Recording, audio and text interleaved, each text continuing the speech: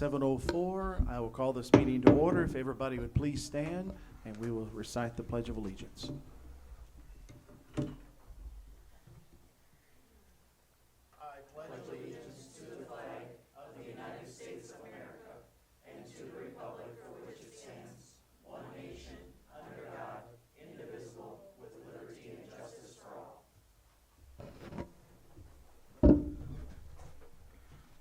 Board members, and community members, I just want to let everybody know that our admin team are all on vacation except for Mr. Leiterman. He's the last man standing here in person, but our admin team are connected virtually, so you will be hearing from them virtually. So board members, the request is that when you're speaking, please use your microphone because that is the only way that the admin team can hear you. So we will try this with roll call first. Okay. Jill Maddock Nelson. Here. Angie Schreiber. Kristen Matt Miller. Daniel Nicholson. Here. Jean Adams. Here. Mike Parizek. Here. Melissa Cornelius. Here. Randy Myers. Here. Danny Pyatt. Here. Letter D is district mission, and I've asked Melissa if she would please read the district mission, please. Mission, driven by purpose, guided by integrity, defined by success. Vision, build a proud Antigo community. Motto, don't talk about it, be about it. Thank you so much. Number 2, consent agenda. Letter A, approval of agenda, minutes, financial reports, report of retirement and resignation, report of new hires and overnight school activity trips. I will be looking for a motion, please.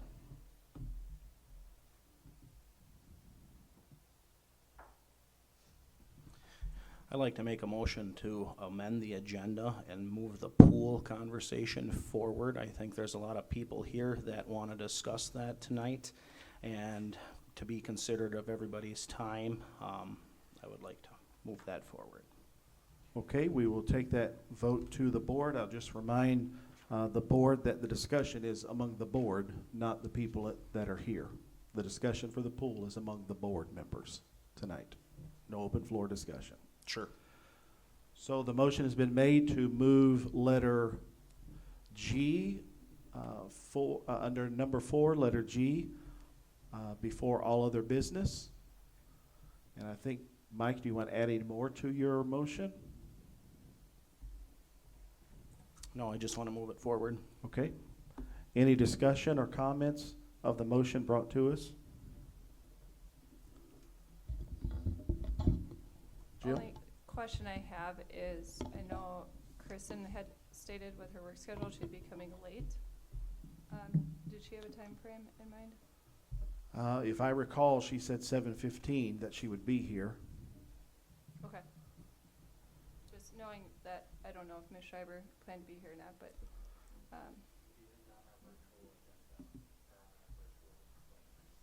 Angie is on the virtual link? Okay. Okay, I do know that Angie was in work in Marquette today. She let me know last night, and she would try to come on if she can and if she has the cell service ability.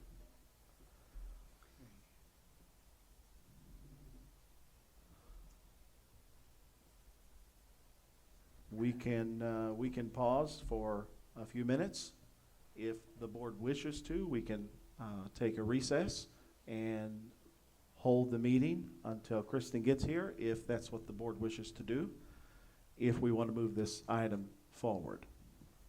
Or we can move it anywhere in the agenda if we wanted to move it up to before or right after the administration reports, and that would give Kristen a chance to get here. I'd be fine with that. So Mike, you want to amend your motion to move the pool up to after the administration reports? Yes, that's fine. Okay. So now the amendment to the motion on the floor is to move the item number 4G after the administration reports. Any discussion or questions of amending the agenda? Okay. Hearing, Nate, are you ready for a vote?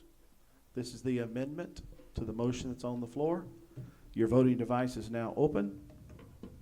Make sure your name is on the back of your device.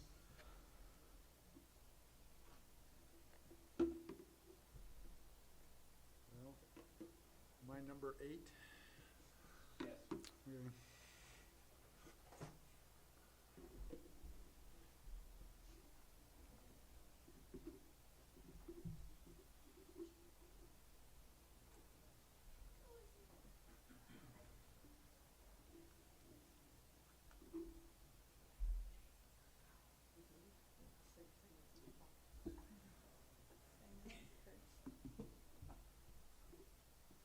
I vote yes.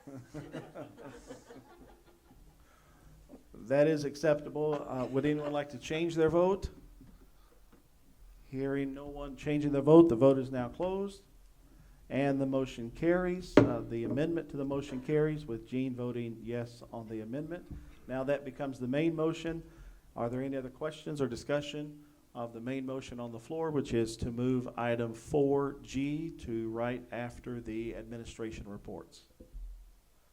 Hearing no questions or discussion, the voting device is now open.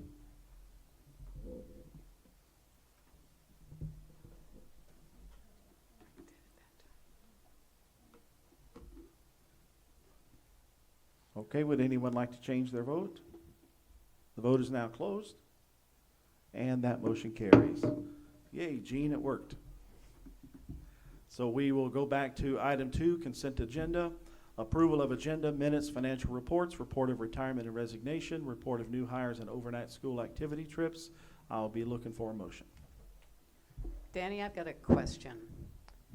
I had a question about the new hire in terms of a license, and I didn't get an answer back by email. And so I'm not sure if I should not approve that without seeing that, or if I can remove it from, I'm not sure. What do you recommend that I do there? So I know our administration is listening, and I think they know who you're talking about. Obviously, we can't disclose the name of the person publicly. Mrs. Oginski, do you have an answer for that person that was in question?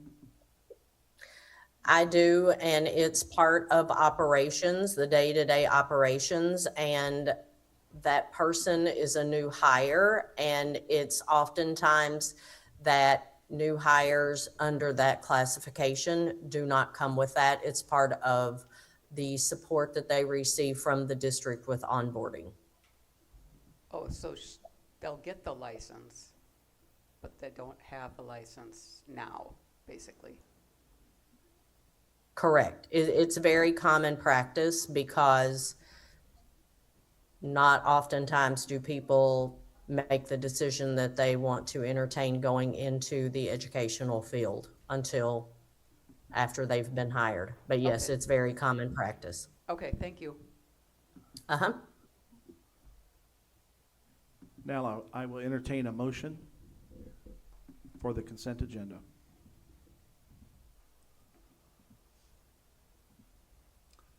I move to accept the consent agenda.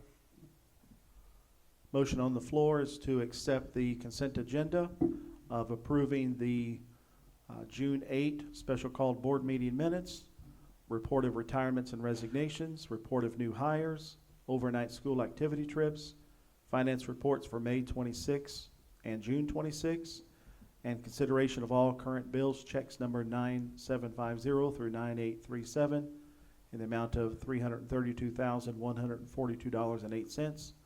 ACH's numbers 252601377 through 252060155 in the amount of $666,917.88, and wire transfers in the amount of $16,662.50 for a total of $1,015,722.46. That is the consent agenda. Any questions? Randy, would you like to speak to your motion? No. Any questions of the motion on the floor? Just a statement or feedback, excitement maybe is the best word for the number of applicants. 730 and 41 applicants.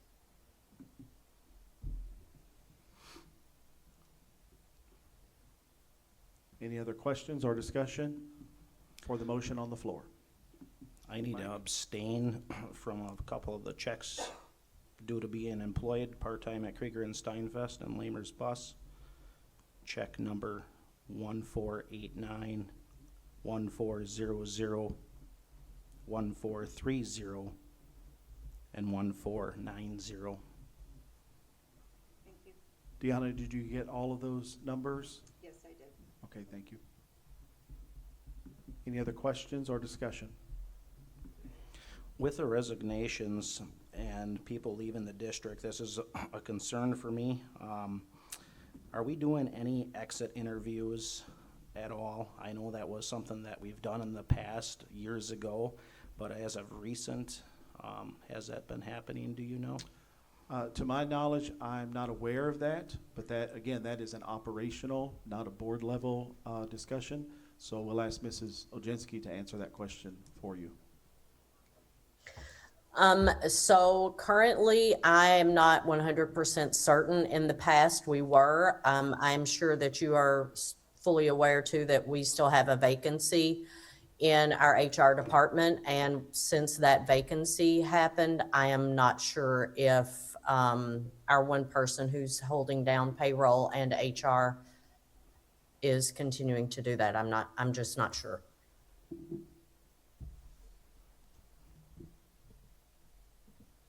Any other questions of the motion on the floor? Danny? I just have a question. So on the resignations here, one of them being a foreign language, is that now going to be taken out of the curriculum, or is there a substitute for that? No, it's not taken out. The position is posted on WeCan. Can I just interrupt here? I just want to let you know I'm on through Google Meets. This is Angie. Okay, Angie, thank you for coming in. The record will reflect that you joined the meeting at 7:17. 7:17.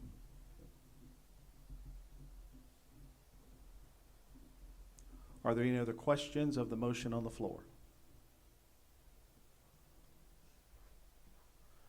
Okay, then the voting device is before you, and the vote is now open.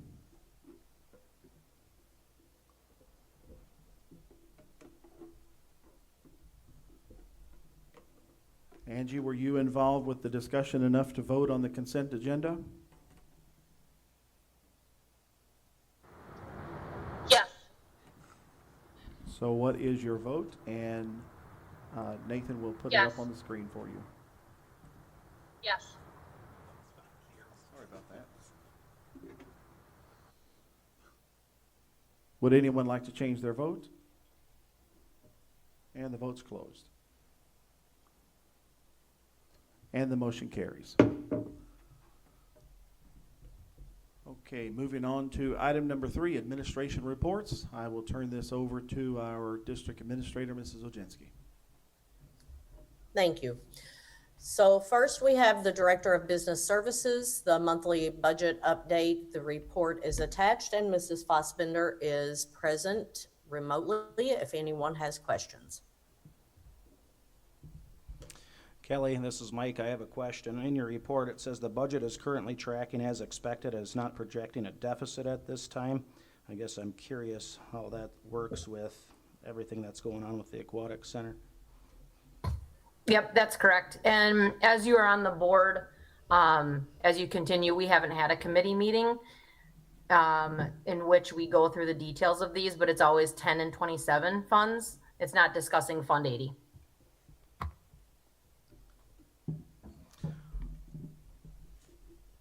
Shouldn't we be looking at all of the district finances, though?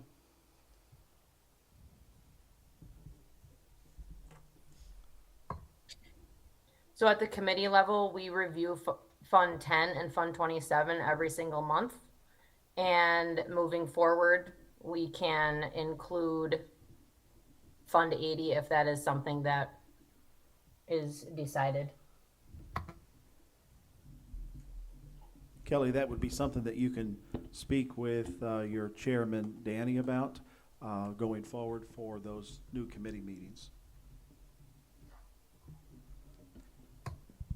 Can we talk about Fund 80 without currently having a Fund 80 employee, like a liaison position? I know that sounds like a really silly question, but that's been one of the significant barriers with the Aquatic Center situation. Maybe that's something we could follow up on or check on. I don't disagree with including that in the committee, but that has been it's been one of two significant barriers with the Aquatic Center, so just to make sure we're covering our bases with that.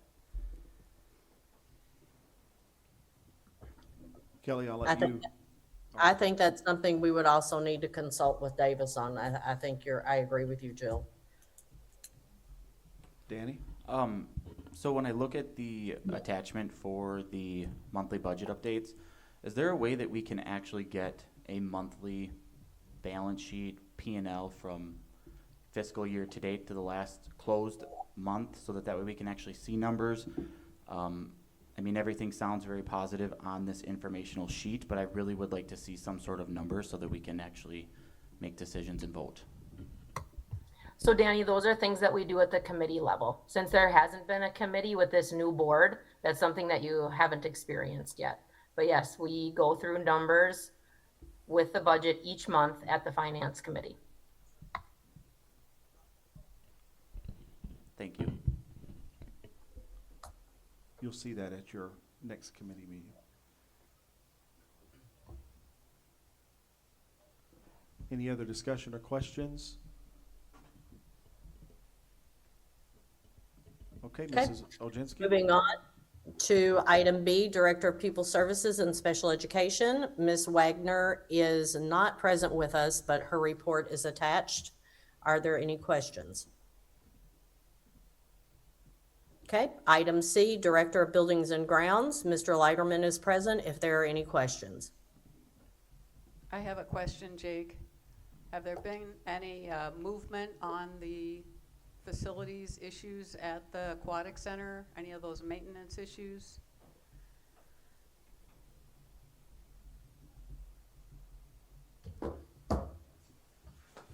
Nice shirt, by the way. Thank you. No, after board directive that we are not to operate the pool at all, I have been non-existent at that facility at all, so there's nothing that I'm aware of for update.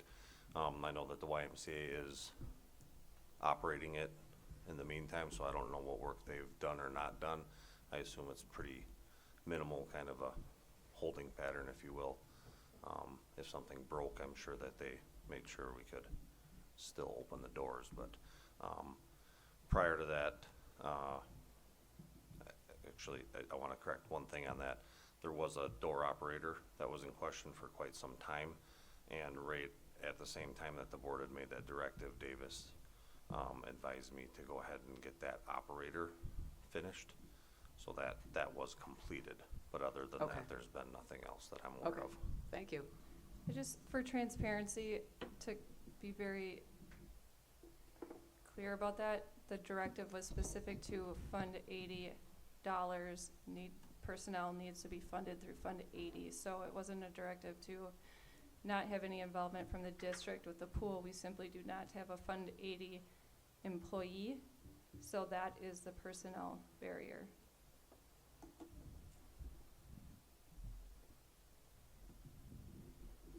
Deanna, let the record reflect that Kristen came in at 7:24. Are there any other Recording. questions for Mr. Leiterman? Danny? Jake, are we able to ask how is the construction going on the new elementary school? Is there any updates we can give the community or board? Yeah, I could talk for hours, honestly. Just I don't some know how- keynotes. Yeah, Just a couple. we're probably about 50% of the building's dried in, meaning the roof is on, watertight, if you will. Still some exterior work that has to be done. About the other 50% is gonna be dried in the next approximately 3 weeks here. They're really pushing hard to get those structures completed. That's kind of a big milestone in construction, is when you can say that you're dried in and the roof is sealed. I'm trying to think of big milestones. You know, a lot of the mechanical stuff is set in place, in the main mechanical room. The secondary mechanical room, that's in the upper level of the academic area, that's kind of still waiting to be dried in, right? We don't want to put too much equipment in place there other than like the main air handlers, because they still have to protect them until they're dried in. So mechanically, it's going well. Excavation is going really good. They got the driveway cut in out to Fifth Ave now. They're really kind of starting to shape up what the site will look like. If you drive by, you can see where the driveways are and the playground areas. It's kind of starting to take shape where people could notice that by driving through. So that's exciting too. I don't know, how long do you want me to talk on it? I mean, committee, we can really go Yeah, that's good. more in depth, but Board members, I do want to bring everybody to the awareness that if you would like to take a tour of the building, you can do so by contacting Jake and setting that up, a date and time. You know, give him a couple days' notice so he can make sure that safety is a big issue. So you can let him know and he can set something up for you to go and tour that. Okay? How's the improvements at the high school coming along? good, messy. Messy, It's pretty well tore apart right now. They got most of the air handlers set back in place in the mechanical rooms. That was kind of the biggest first milestone that we wanted to hit, is get everything demoed and then get the new units set in place. So they still have a few smaller ones that they're aligning and getting adjustments to. But overall, they're well on their way getting them in place. Fire alarm replacement, they're started, a lot of the demo's done, they're starting to reinstall now, so that's great. Excavating outside, if anyone drives by there, you can see that site's pretty well unrecognizable right now. It's pretty tore up, a lot of stuff getting done. Krieger and Steinfest is doing a great job. I think they got 3 crews on there right now, Shane said, and they're pushing hard. So we're a little too early to know for sure exactly where we're gonna land for completion date. Our target is August 17th to be completed on that entire site with all the work. I know that's aggressive, but you know, that's kind of set by when we start getting staff occupying the building again. If we don't have enough time, you know, we don't get blessings by Mother Nature to allow us to keep working on it. We do have plans in place, you know, to make sure that we prioritize the certain areas to get that building reopened, no problem. We won't have any issues like that we can see at this point. So a lot going on though. It's very exciting, a lot of work that needed to be done. About $9 million at the high school of work getting done, and the majority of that will be done this summer. So that's you know, when you break it down by week, that's close to $1 million a week. So it's exciting. A lot of work in a short amount of time. Yep. Also, Jake? a lot of work that's been on our capital improvement plan for years that we have not been able to touch, so it's a big milestone. Yeah, and if you kind of look back at where we were pre-referendum discussions with budgeting and everything, you know, that high school wasn't even guaranteed to be done. It was kind of the wish list. If we got favorable pricing, we would be able to flow into that what I call the 61 category that we talked about a lot pre-referendum. So to be able to get those items done with no more cost to the taxpayers is huge. Mike? With the rest of the referendum work, is it correct to state that the middle school work is going to happen next year or at a later date along with the central office construction? I've been getting a lot of questions and I guess I don't know the answer to that, so if you could share that out for the community as to what's happening. So both of those projects we did bid out. I don't think that we got favorable pricing for a number of reasons. Sometimes we just didn't get a lot a lot of interest due to the backlog that other companies have had.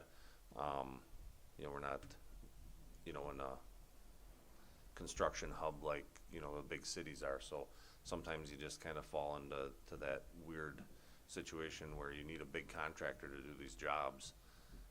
It's too big for our locals, and, you know, it's kind of not the low-hanging fruit for them. You know, if the market has a lot of work, sometimes they pass on jobs that aren't their perfect fit, and I certainly understand that. But at the same time, to be responsible with tax dollars, Ms. Oginski and I looked at the numbers that came in and just felt like it was not in line with our budget, not realistic numbers. Had that discussion with Blue Design, got their take on it. We think that we can make a few adjustments to scope and allow more time for them to prepare.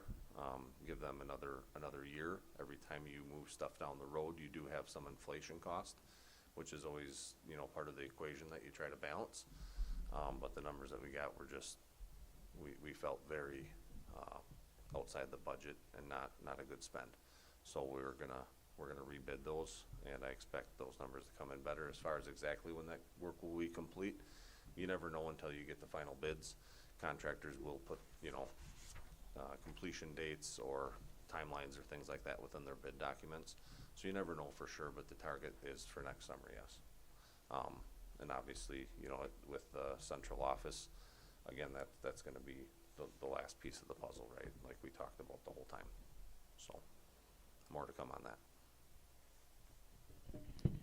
Danny? And this might be a combined question for you and Kelly, but is there a deadline to use the funds for the middle school and central office? So do we have to get the work done within a certain amount of time, or can we keep carrying that money over until we get appropriate bids?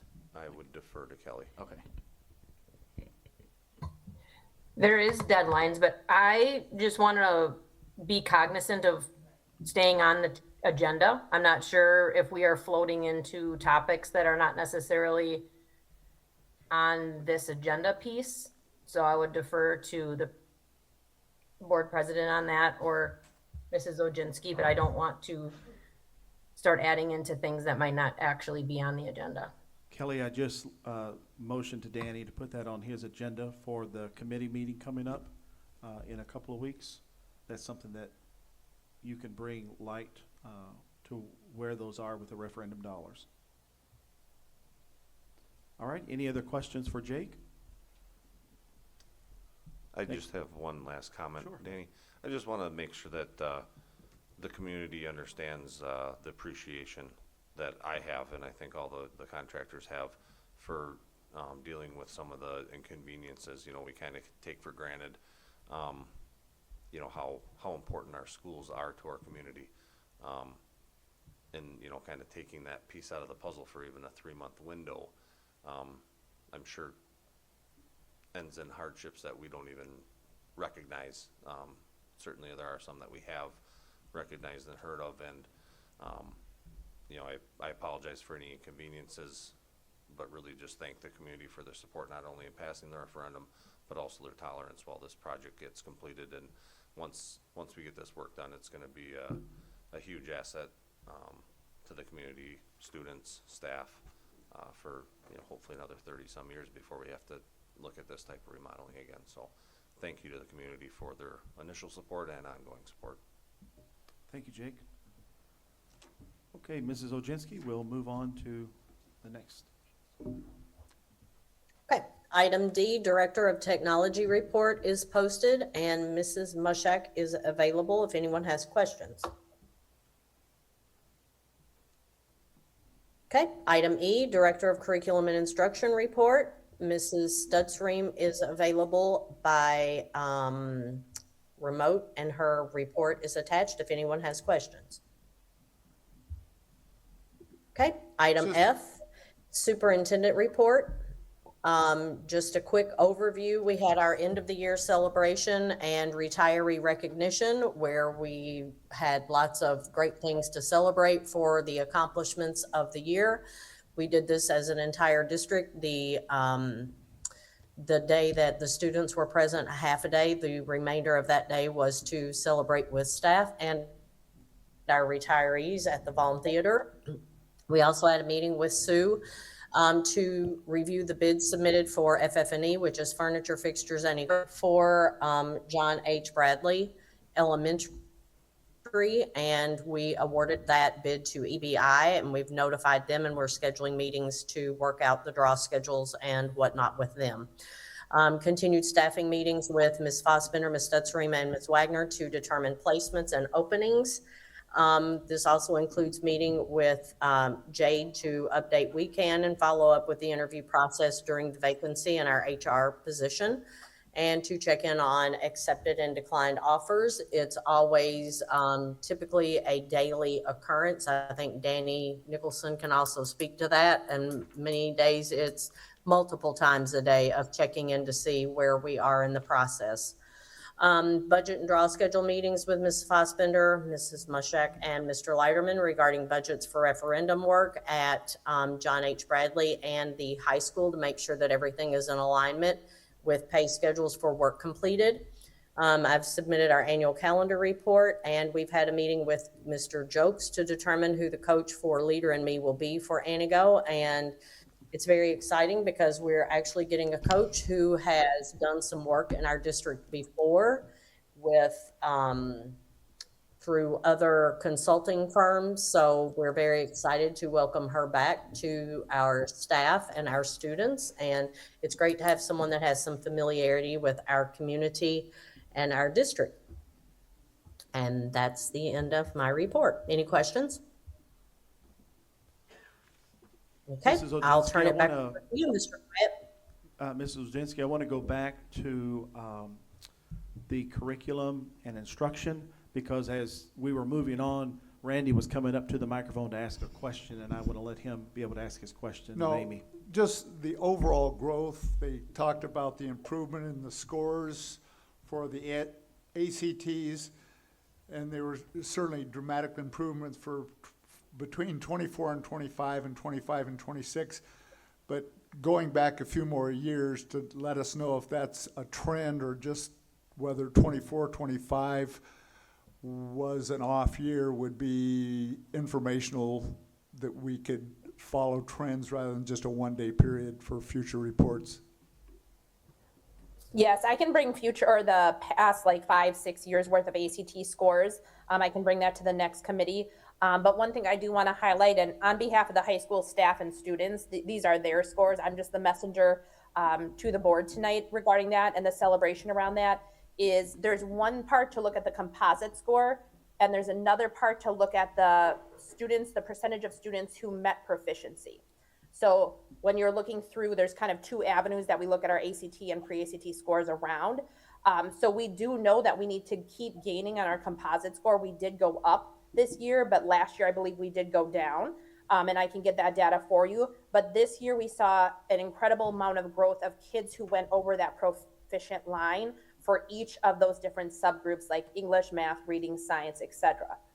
So there's 2 points when we kind of go through our ACT training. We really are wanting our students to be over that proficiency line and have more students becoming percentage, or having more students over that proficiency line with percentages. And also we want to look at that composite score. So I can grab that data for you for next time, some historical around the ACT. But this year I will say we had more growth of percentage over that line of proficiency, which means our kids are moving in the right direction, especially our kids meeting 3 or 4 benchmarks. I think sometimes we focus a lot on the students who need interventions, the students who might need some extra support. But this is showing that our students who are proficient and maybe advanced are meeting 3 or 4 of those benchmarks. And that's a huge jump that we haven't seen in the past with our data. Thank you. You're And welcome. Jill, you'll add that to your agenda for your committee meeting coming up. Thank you. All right, moving on to item number 4. And Kristen, what we have done, we amended, Mike made the motion to amend the agenda to bring item 4G up to the top. Actually, we were bringing that up to the very top before consent agenda, but we wanted you to be part of the discussion. And so the board decided to put that as number 1 for board action. All right, so item number 4, letter G, discussion and possible action on current pool finances and continued operation. Looking for a motion, please. Mr. Chair, I move Yes, to ma'am. rescind the motion made on March 18th that said only Fund 80 would be used for the operation and maintenance of the aquatic center. Okay, I don't mean to interrupt, Danny, but since we've moved this, I've got to get Davis on. If you all Yes. could just pause for just one quick second, please. okay. We will take a 5-minute recess. All right, we will come back to order, 7:43, and I will ask Jean to state her motion one more time. Okay, I move to rescind the motion adopted March 18th, 2026, that only Fund 80 be used for the operation and maintenance of the aquatic center. Okay, so the motion on the floor is to rescind the vote from March 18. So we need to, and Jean, would you like to speak to your motion? Yeah, on March 18th, the board was really put in an awkward position. The information was sort of sprung on them that night, and I think that they felt really like they were in a corner and didn't have any choice in the matter. So I think we do have a choice. I think we have a long record of clean audits, 20 plus years of clean audits. We've never gotten any kind of a notice or letter from DPI telling us to stop spending Fund $10 on the aquatic center. I just don't see the evidence of having to make this sudden change in what we've been doing for so long. And so I wanted to bring the opportunity back to the board now that we've all had time to, let sort of these things and ramifications sink in. I think we have plenty of wiggle room. I think we can work with DPI. I think we can move forward and find a solution that works for the school and the community.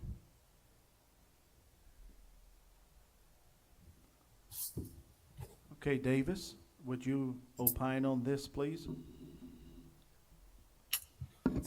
So Fund 10 can be used for the operations of the pool so long as the operations are not part of the community program. So you can, as was explained back in March, you can use Fund 10 for things related to the education of your students, such as renting out the facility from your Fund 80. You cannot use Fund 10 to carry out a community program or service, which would be a Fund 80 expenditure. If you do that, you will receive a dollar for dollar reduction in your budget. It is an ineligible expense. So if you do this, you are setting yourselves up for serious financial consequences, and also knowingly doing so.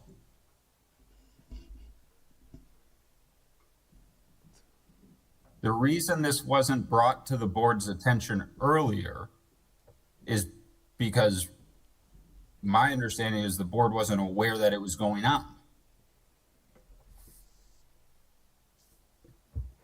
We had discussions in March regarding whether Danny, as the board president, had been aware of who he had appointed, if anybody, to the quote unquote aquatic center board. And I recall him telling me he did not know of anybody. We generally didn't know that the aquatic center board operated. And when I say we, I mean myself and the board members. I know that administration was at some of the meetings, but with again, my understanding is administration was new to the district, was trying to understand all of the ongoings, and this issue of the staff to the school didn't come up, I believe, until October 25, when discussions started regarding critical maintenance and how funds could be utilized to pay for the critical maintenance. That's when the discussions started to shift to how has this been done in the past and can it continue? And the answer was legally, no, it cannot continue that way. So I understand that there may be clean audits. I have not seen those records. I haven't seen what was submitted to DPI. I haven't seen logs. The motion back in March was to only use funds appropriately. I don't understand why there would be an objection to that motion.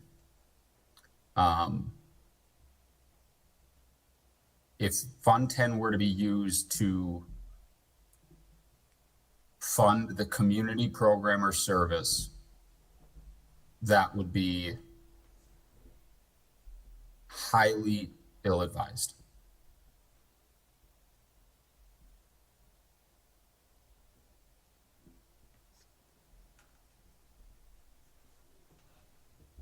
So can we do something which we know is potentially illegal? I mean, is that a possibility? I don't understand what we're being asked to vote on.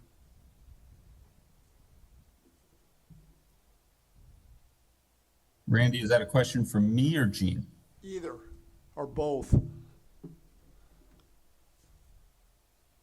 I can talk. So Davis, I mean, I hear what you're saying, and I'm not surprised you're saying it because this is very much what you said in March.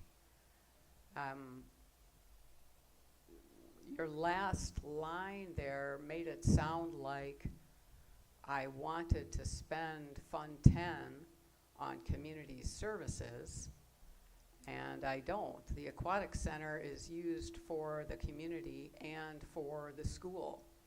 So I want to use that mix of Fund 10 and Fund 80, just as we've done in the past. And as my understanding, schools across the state do with their community facilities. I mean, I think that there is far more wiggle room than what you are presenting.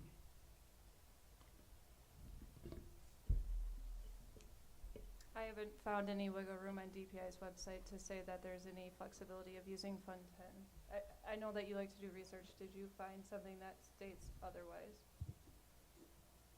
I did not look on the website because I keep thinking if there was a letter from DPI telling us to stop using Fund 10 for funding the Aquatic Center, then we would have evidence. I don't see the evidence. I hear Davis's opinion. I value his opinion. But I simply don't see the evidence that we have to only use Fund 80 for the Aquatic Center. So again, Gene, you can use Fund 10 for eligible expenses, such as renting the space for your students' use, which has been happening. You cannot use Fund 10 to pay for things like the YMCA or for staff to supervise the community swim times.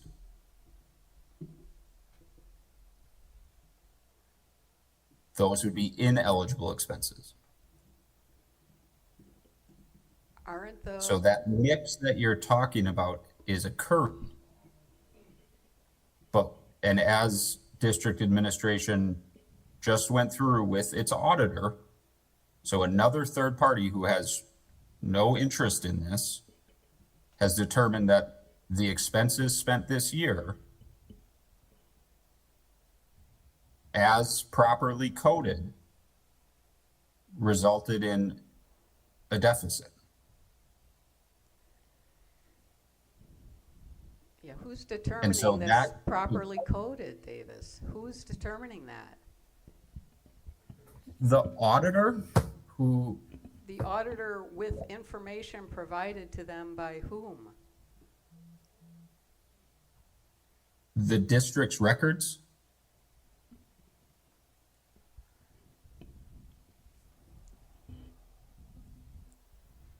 I would like to just chime in here. So with that exchange right there, so with the district records, so if our records were unable to produce accurate financials last year, how can we say that our financials and our inputs on the accounting side are accurate?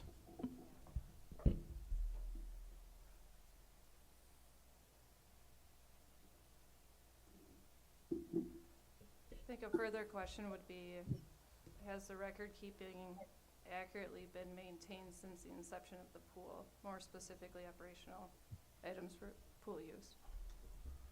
Looking at that longevity component. and I do not know.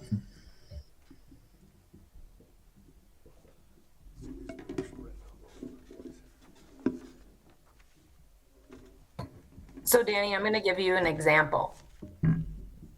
In the past, there was not staff coded to Fund 80 that were maintaining the pool. Maintenance. They were providing maintenance to the pool, and their salary was not coded to Fund 80. That is an example of it being coded to Fund 10 when it needed to be coded to Fund 80. So when you see that there wasn't as much of a deficit in the past, since the inception of the pool, it's because those types of expenses were not being coded to Fund 80. They were being coded to Fund 10 so that there wouldn't be a deficit or less of a deficit.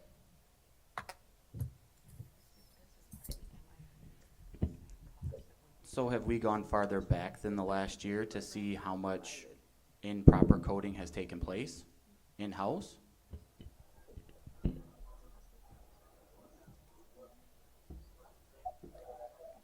I wasn't in the district since the inception of the pool or in a financial role in which I would be able to know those answers.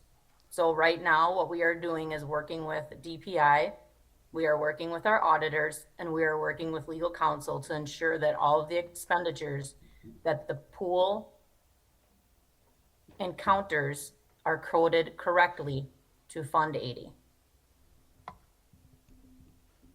So now I believe you did state that you had been in the district for a little over 2 years. So, and I believe back in one of March or April, Davis did reference you as the liaison between the pool and the school.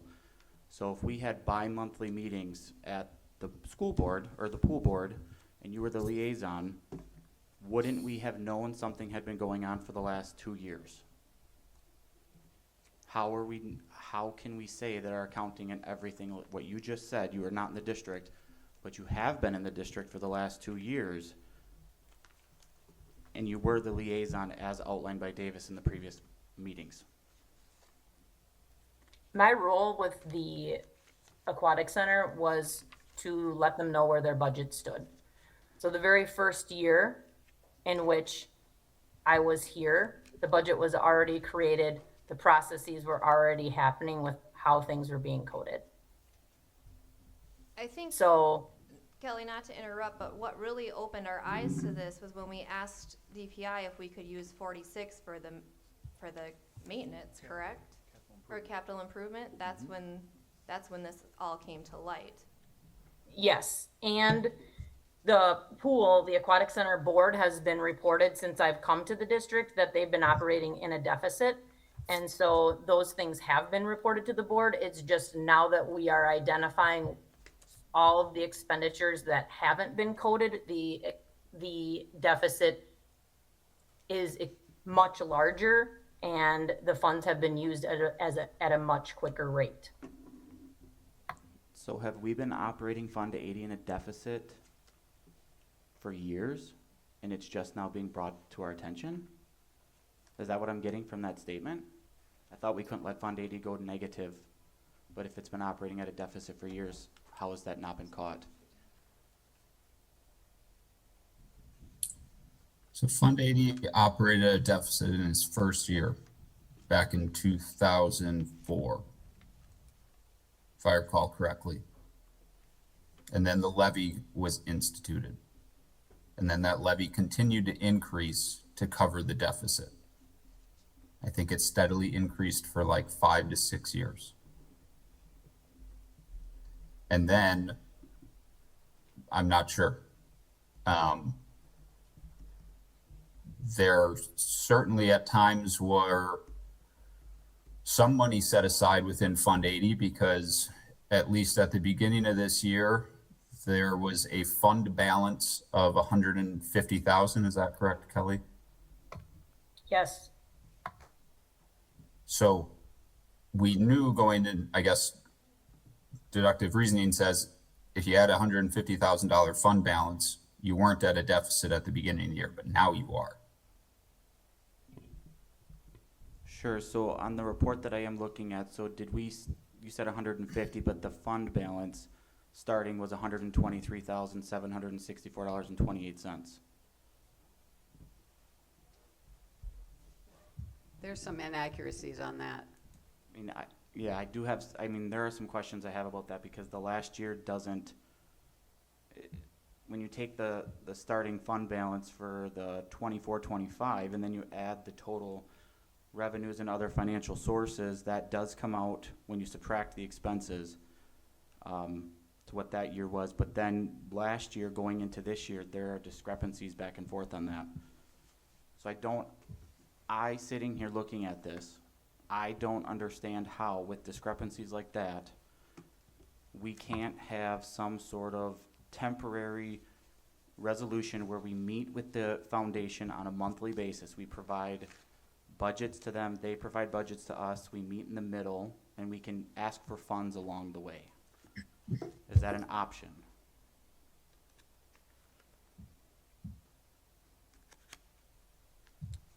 Because I think if we're gonna ask the foundation for large sums of money, we have to be able to provide good, accurate budgets or be willing to have conversations on the inaccuracies of our budget.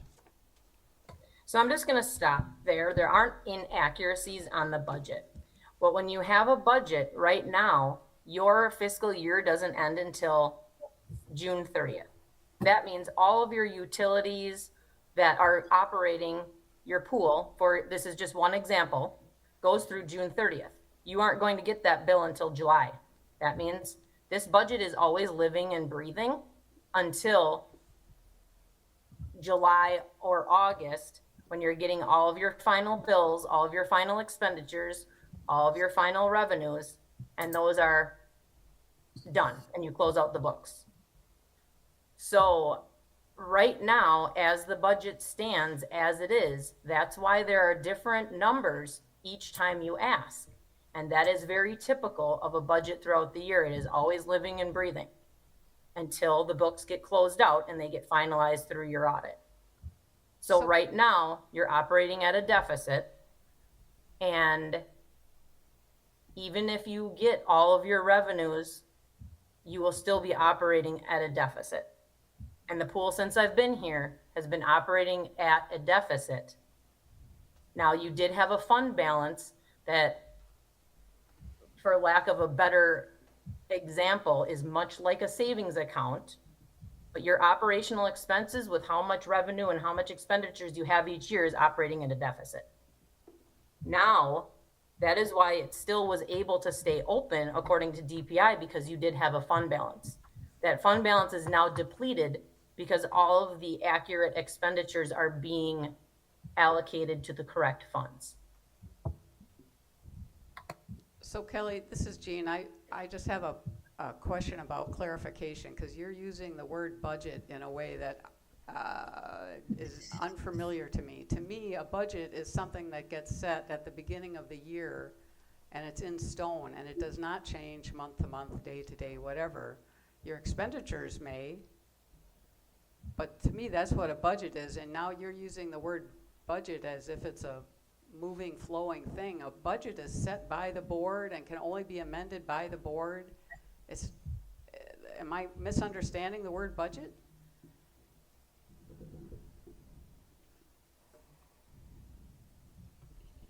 I don't think you are, Gene.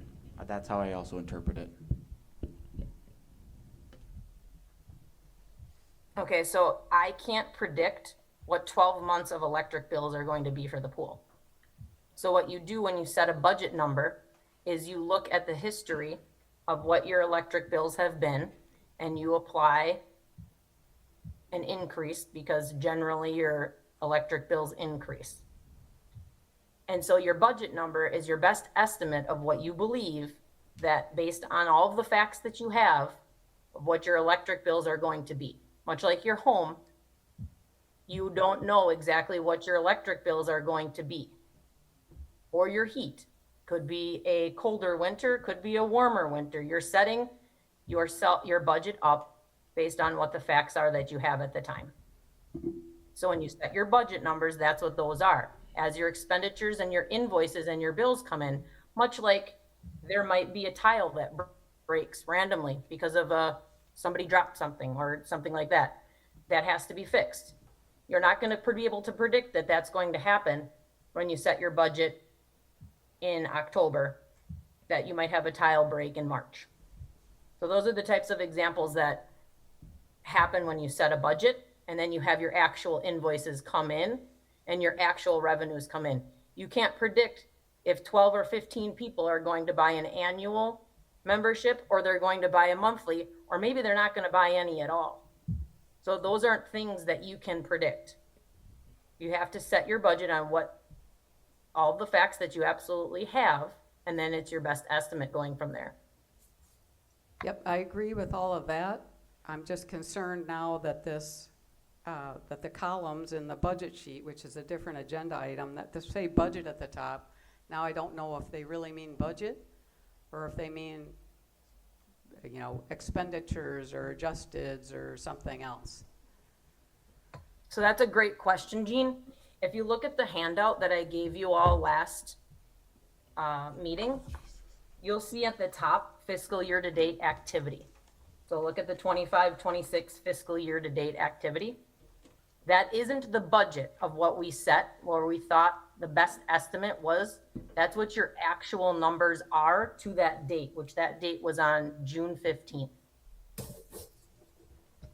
So if I was to have a column with the word budget on it, then you would see what we believed the best numbers were going to be as compared to the fiscal year to date activity. But we just put the actual bills so that you would have an actual sense of what the budget or what the actual numbers are in the budget as of that date. While I believe all this information is pertinent to us to make a decision, I don't believe it's directly related to the motion on the floor. And if we're going to look at that, I think, yes, it's important to note we did have clean audits all along. But I don't know, now that we have been in contact with DPI and we're waving our flags and saying, hey, we're doing this wrong, audits might come out a little bit differently. When you say to the police officer, hey, I was speeding back there, you know, they might look at your car a little bit differently next time. And as far as I'm aware, the laws have not changed. We can still, the motion doesn't, or the initial motion did not say we couldn't use Fund 10 at all. It just needed to be used legally. So I'm not Sure, while all this information is relevant to us making an end decision, I don't know that it's pertinent to the motion on the floor. The motion that was adopted March 18th said that only Fund 80 would be used for the operation and maintenance of the aquatic center. The motion on March the 18th says to approve funding at the direction of legal counsel. Only Fund 80 would be used for operation and maintenance of the aquatic center, and all other funds be utilized in a manner consistent with the law. Direct administration to work with legal counsel to develop a plan of action for the continued operation and maintenance of the aquatic center. That's the motion that was there. So I agree with what Kristen has brought out, that it does direct us to use Fund 80 for the aquatic center, but it does not limit Fund 10 to be used as long as Fund 10 is being used in consistent with the law. So for my standpoint, I will vote no on this rescission, because the motion in March the 18th gives the administration and the board the latitude to spend Fund 10 money as consistent with the law.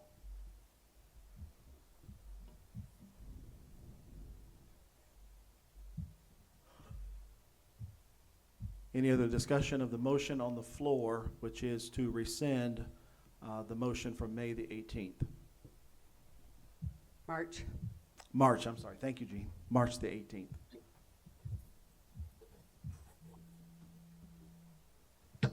All right, hearing no other discussion. Nate, are we ready for a vote? Okay. Can you just clarify what a yes vote means and no vote means? A yes vote means that you want to rescind the motion from March the 18th. A no vote means that you do not want to rescind the motion from March the 18th. Is everybody ready? The voting device is now open.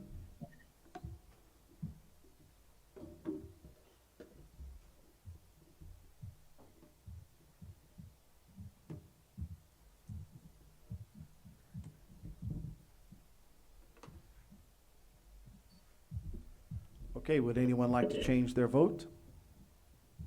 The vote is now closed. We have 3 yes and 5 no's. That motion fails. I'm sorry, going back to our agenda.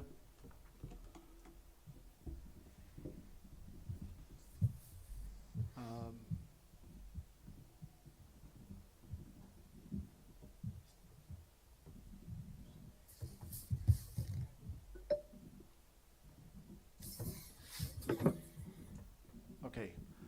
Discussion and possible action on current pool finances and continued operations. I will be looking for a motion.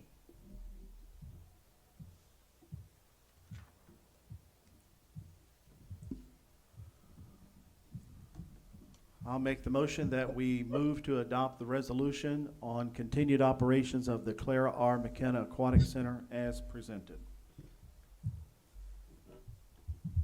And to speak to that motion is, all of you have received the handout from Davis that was prepared.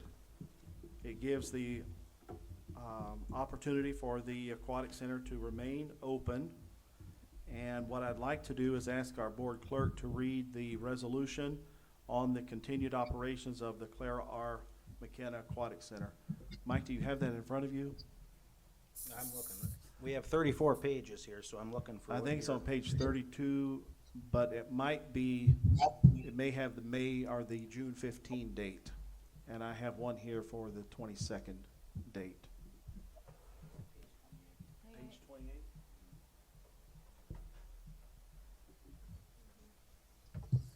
Here's the one with the correct date.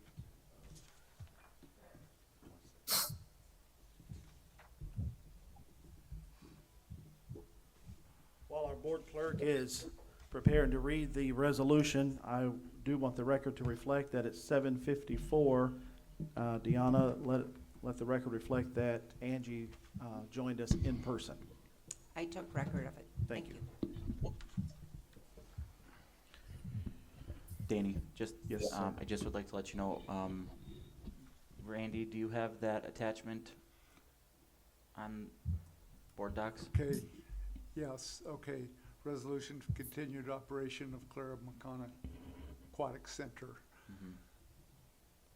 Somebody's gonna read it and I'm gonna follow it. Melissa does not have that.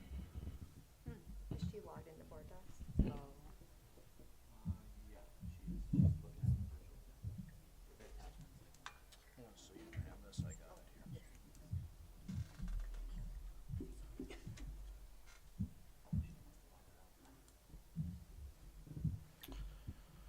Resolution on continued operations of the Clara R. McKenna Aquatic Center. Mike, can you hold just 1 second, please?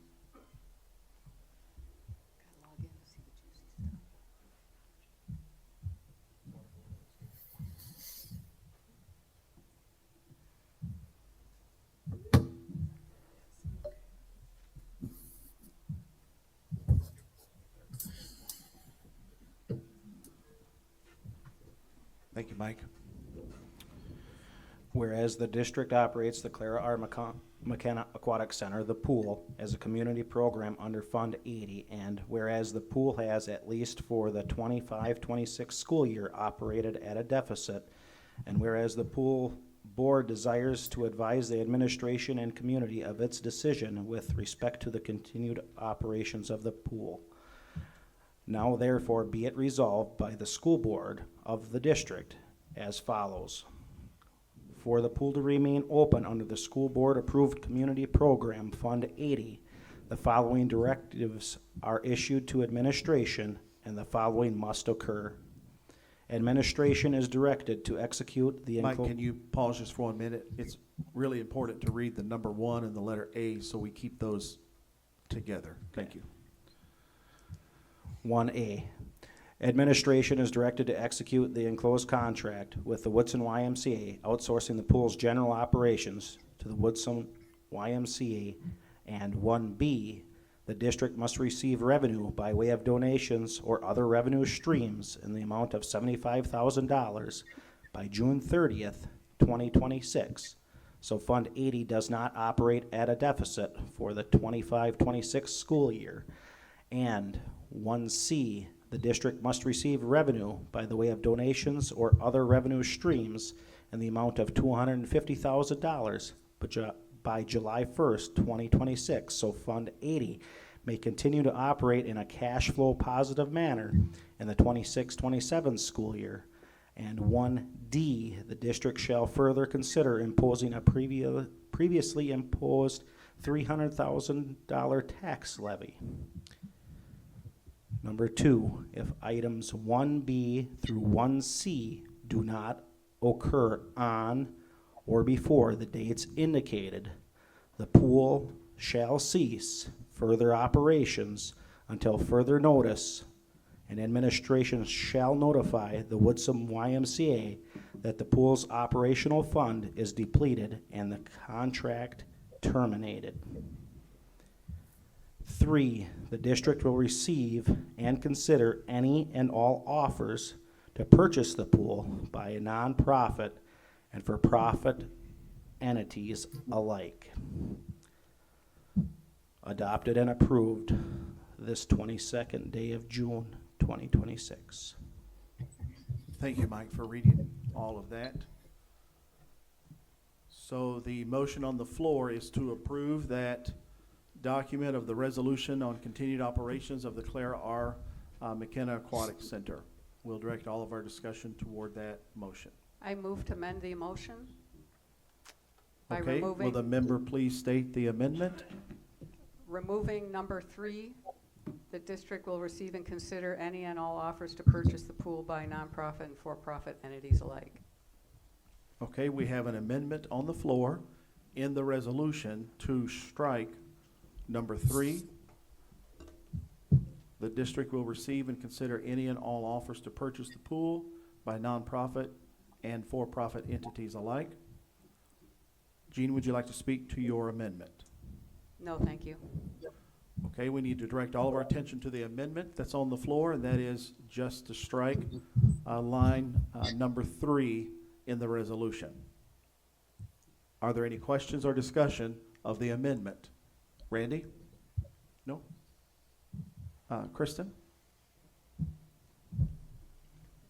First of all, it just says that we would receive and consider offers, not accept any offer. All along, when we've discussed the pool, we've talked about how great it is for our community and for increasing economic development, increasing employee pools. And to me, this is really a community issue more than it is a school issue. So I would like to give the opportunity to the county or the city to step in. And if they were to purchase the pool, I think that's something that we need to seriously consider, as it is more, like I said, a community issue versus a school issue. And I would like to know if they are willing to put some skin in the game and maybe help out with this situation. So I think that that's something that we should keep on the floor. And for that reason, I don't think we should take the amendment. I'd like to further speak. I disagree with that comment. The county and city have not supported the board. I think it's highly unlikely either of them are going to step forward and purchase this building. I think that's almost an impossibility. Any other questions or discussion of the amendment that's on the floor? I also do not support the amendment simply because it imposes limitations on us. I know it's been brought up several times. Will the YMCA purchase the pool? I do believe the YMCA shared in a task force meeting a while back that pools are subsidized, so they had no interest because we simply have a pool. We don't have other activities or programming that goes along with it. But the YMCA has maintained a great working relationship and continues to operate our pool.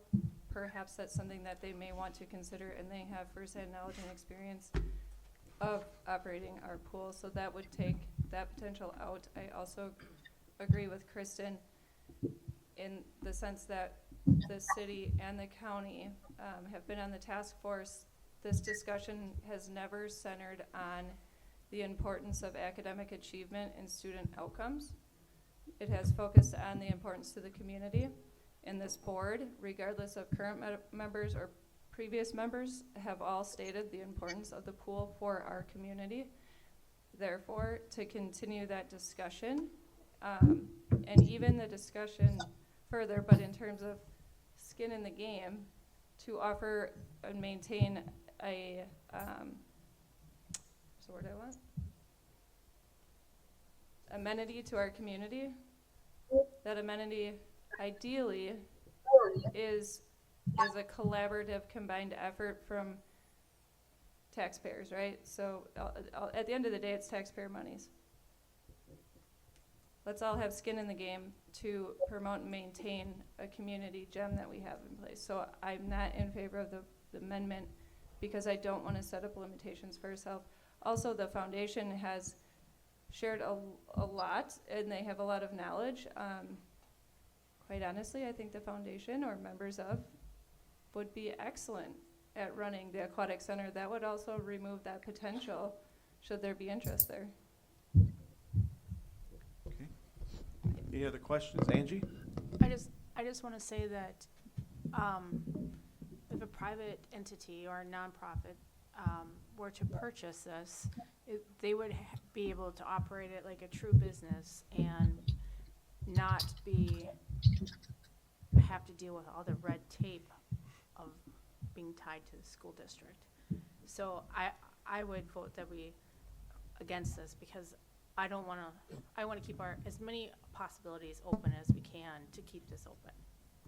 So I think right now I don't see people lining up, but in the case that somebody does come forward or a group does come forward, I think it would be nice just to have it in there just for that reason. I'll hold you, Danny, because I saw Melissa go into her mic. Melissa? I just have a clarifying question. If number 3 is removed and we don't entertain offers at the moment, that's something that we can take action on in the future, correct? Potentially, yes. Okay, thank you. Danny?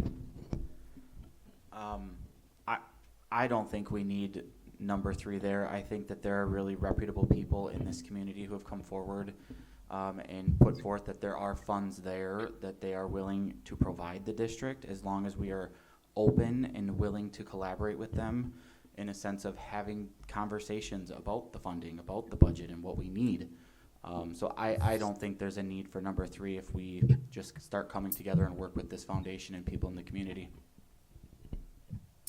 What if the foundation wants to purchase it, though? Like, I mean, they've laid out expectations. I think they would have let us know. But in what business plan does it make sense that you are going to put forth all of the money? We are gonna pay for this business, and we also want to know all the decisions and be part of all the decision-making, but also we don't wanna own it. Does that not raise a red flag to anyone else? We're gonna give you all the money, we wanna know all your decisions and be part of all your decisions, but we don't want to own it. To me, that would mean that there's something wrong with the business. Are they, I mean, the foundation is willing to fund it now, and Mr. Koss has been more than helpful, but what if that changes tomorrow? What if that changes in a year? Now we're back in the same place that we are right now. Or what if those donors who are giving money to the foundation stop giving the money to the foundation, and now the foundation doesn't have the money to give to us? Then we're in the same spot that we're in now. Things can change very quickly, and I just think we need to have the option out there for someone to run it as their business. Because when it's your business, you aren't going to let it fail.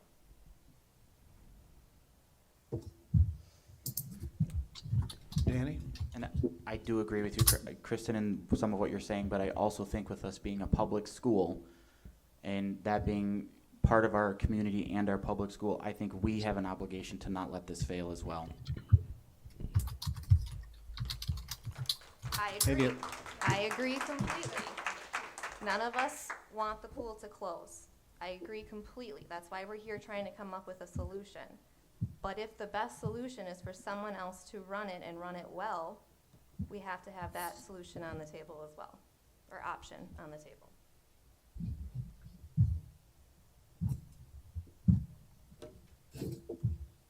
Are there any other questions or discussion of the amendment that's on the floor of removing item number 3 from the resolution?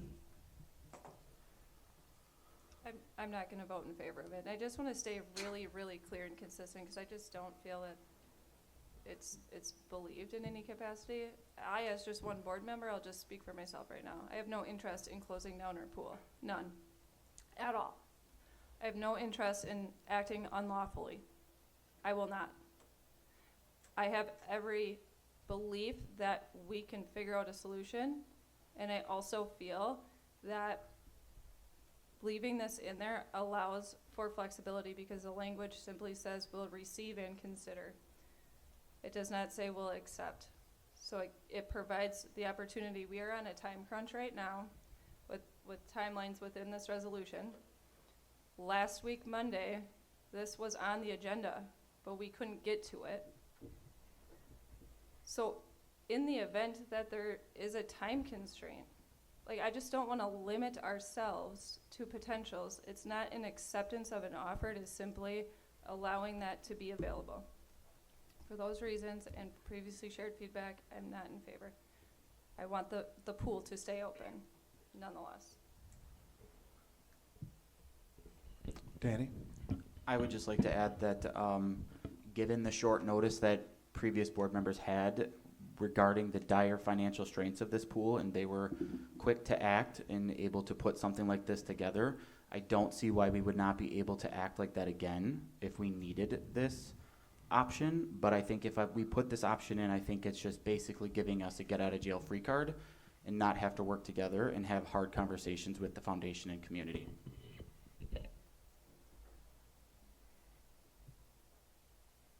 Any other questions or discussion of the amendment on the floor? All right, hearing no questions or discussion of the amendment on the floor. Can you just clarify for all board members' sake? Yes, for a yes vote, you will be voting in favor of removing item number 3 from the resolution, which states the district will receive and consider any and all offers to purchase the pool by nonprofit and for-profit entities alike. A yes vote will remove that from the resolution. A no vote will retain that in the resolution. Does everybody understand what yes and no mean? Thank you for that clarification. Thank you. All right, the voting device is now open.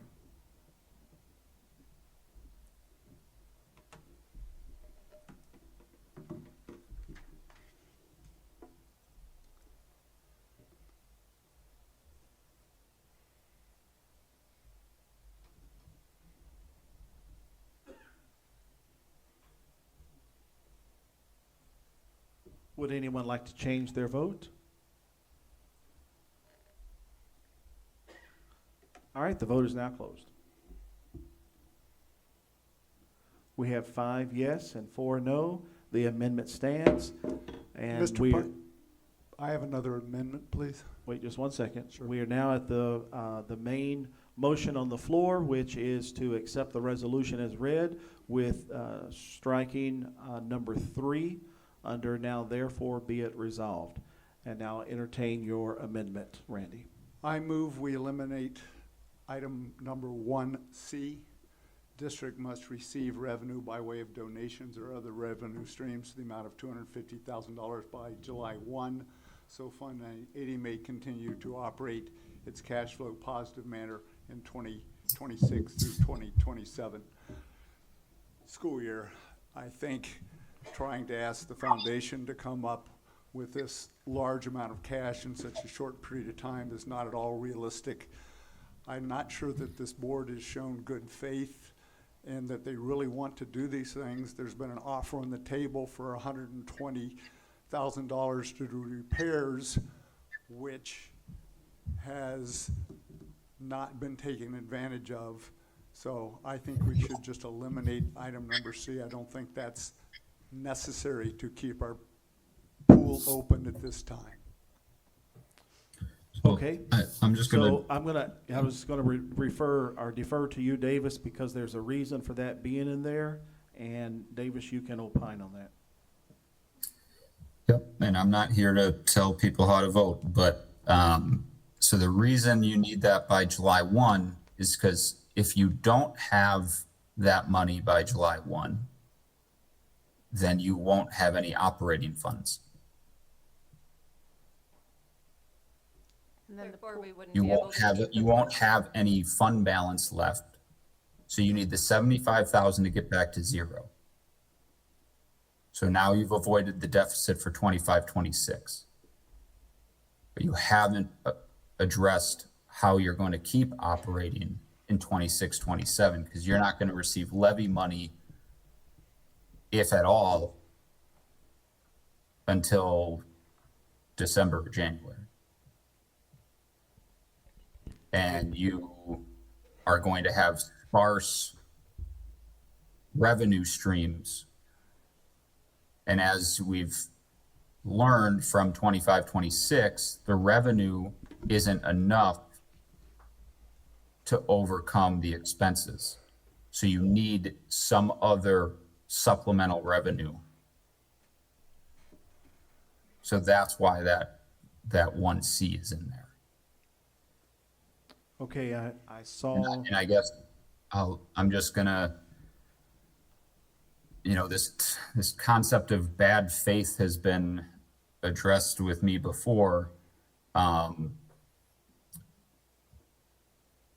The district has engaged in this conversation with the foundation since March, and in March it was represented that there were several hundreds of thousands of dollars available to help the district in its continued operations. And Davis, So as you said that, I looked at Mr. Cost, because he's the one that made that presentation, and he is shaking his head in the affirmative that there are several thousands of dollars to help in this endeavor. So I understand there is a time crunch, and that is much unfortunate. But it's not, this isn't a surprise. This conversation has been ongoing for months. Then in that case, you would have a week to negotiate to get some money placed in, maybe not $250,000.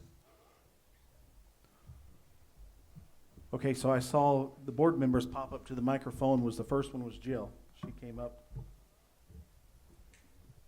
Just because our attorney is sharing, I just wanted to ask, it was my understanding that, there was an attorney representing, I don't wanna say, there was an attorney representing The the foundation. interests of the foundation.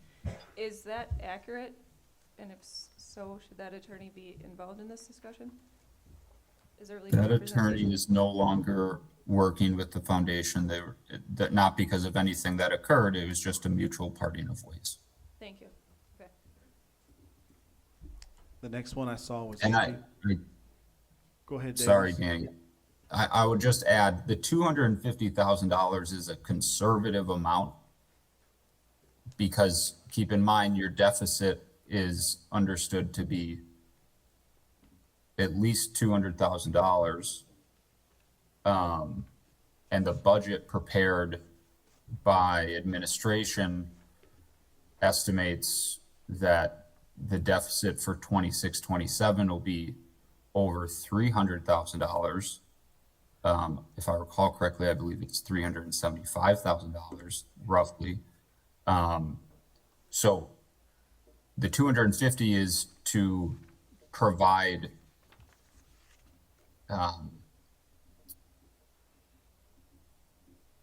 a life raft until possibly October and give the board some more time to make a more informed decision about how it's going to continue to fund the operations of the pool, whether that be through an increased tax levy, through further discussions with the foundation, through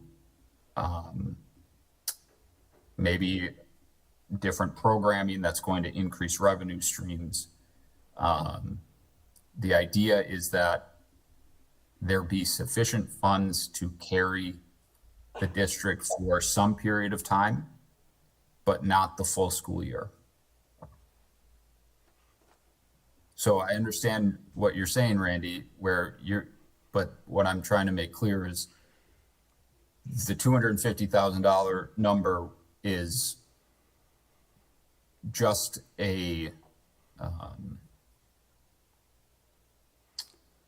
it's just to provide you a little more runway. It's not to get you all the way. I'd like to read from a letter that was sent to all board members on May 22nd, 2026 by Mr. Koss. In the third paragraph of this letter, it states, 3 of the task force members are the directors of the Foundation of the United School District of Antigo. They are Attorney Paul Payant, Steve Bredigan, CPA, and Tom Koss, CFP. The foundation had retained attorney Ryan Hayden to be sure it wasn't missing any legal or statutory requirements that apply in a case like this. Attorney Hayden concluded that the Antigo United School District staff and board didn't appear to be acting in good faith, but they hadn't violated any statutes or regulations. Thus, Attorney Hayden's work with the foundation is done and he is no longer on retainer. Angie, you were up to speak next. Thanks. Davis, would I be correct in assuming that a yes vote for this amendment to take away the 250,000 funding requirement would in essence close the pool as of July 1st? Is that correct? Unless magically some very large amount of revenue comes in, then yes. Okay. It would be setting, I understand everyone's concern and I understand that everyone wants the pool to stay open. But if there is no revenue for 26-27, per law, it has to be closed. At least as you operate it now. You can convert it to a Fund 10 operation where it's only Fund 10 and it's only for educational purposes. But as we've discovered, if you do that, your educational fund will operate at a deficit and you will need to terminate staff. Thank you. This discussion has come up in the past, and just so before anybody has the idea that, oh, we should just move it to Fund 10, we would be looking at eliminating 11 teachers, basically all of our CT department, gone. Our art department, gone. Music, gone. So I just want everybody to know the weight of if you decide that you want to think that's a good idea. You can say we've acted in bad faith all you want, but we have tried and tried to look at this from every single angle that we could possibly come up with. Not only from us, but from the community, from the legal side, all of that stuff. So, you know, this is a volunteer position, and we're trying to make the best decision for our students and for our community. And for you to sit up here not knowing even a quarter of the details that all of us have gone through and dug up and looked at, and to say that we are operating in bad faith is ridiculous and very unprofessional. So, and you can sit here and snicker all you want. You don't even know how to operate your laptop over here. So, Okay, hold on. Danny, I think you were, Andrea, you finished? I am finished. Danny, you were next that I saw coming to the mic. I do want to just outline that we are all adults. We are all professionals. Are we? Angie, I'm speaking at the moment. So we are all professionals. We are all here to have open, hard conversations.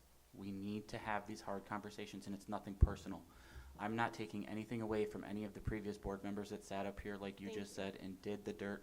You guys dug into it, you did your research. I'm not taking that away from any of you. Thank you for that. I'm You are not. doing that, yes. I am not taking that away from anybody, but we have to have these hard conversations. I agree. And I understand that there is some emotion coming from you with that, and I get that this is a sensitive topic, but I do just want to remind us that we are having a very hard adult conversations right now. So, so what I would like to just comment on is that previously, so if we're saying we need the 250,000, if this term of budget is used for here, then that means that this budget should fluctuate. So we can't say that our expenses are going to require $250,000 up front. I would like to ask, what is the bare minimum that this pool needs every single month to stay open? Can we meet with the foundation on a monthly basis, mid-month, and say, this is how much we need to keep the doors open this month, this is how much we need next month, instead of asking them to put up this much money for that? In addition, what is the minimum balance that we need to keep in Fund 80 in order to keep it open for July 1st? Is it $1? Is it $10,000? Is it $50,000? What is the minimum requirement for that? So Danny, while those are great questions that need to be asked and great questions that we need to discuss, now would not be the time to discuss those questions because we are trying to amend this motion to remove line C. And from what I understand of $250,000, this is actually just a carryover until we start receiving the tax money that comes in from December and comes in December and January of the tax levy of the potentially $300,000 or whatever this board sets in October. Then when that money comes in, this will be able to act as a cushion to help supplement for the remainder of the year. You have great points, great questions there to ask, and I think we could go down that road gingerly, but remember we are talking about just removing this. We're not talking about what this covers. And Danny, if we circle back to that question, I have a comment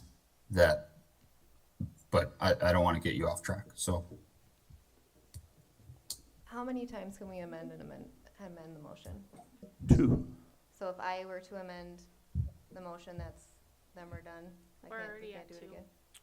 Well, we're already at 2 because we had one amendment from Gene, and now we're at 2 with Randy with this motion. Okay. Can I revise my amendment?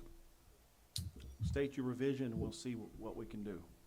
Can we change the $250,000 to $100,000? That would have to be a question that we would have to ask, is that enough to carry us until we get tax revenue coming in December? I don't know. I don't think it will be enough to carry you to December, but it will be enough time to get further negotiations with the foundation is my point, I guess. I see that. So if you want to revise that amendment to 100,000, that you want to leave letter C in there That would be correct. and revise it to in the amount of 100,000 by July 1? Yes, sir. Okay. So the revision from Randy is to change the 250 to 100,000 by July 1. Does all the members understand that's what we're speaking to now? Angie, I saw your hand. Yes, it's my understanding that the foundation, as Tom Koss was nodding in the audience here, that the 250 was fine, that they did have that. No, I don't think he was saying Oh, I thought, that. okay, He- I misunderstood that. Okay, I apologize, Tom. So, okay, because like in the past, they have talked that, that coming up with this money was not an issue and that they could fund it. I mean, there was meetings where he was throwing out a lot more dollars. I realize that obviously you don't just write checks like that overnight, but, a couple of phone calls. I understand.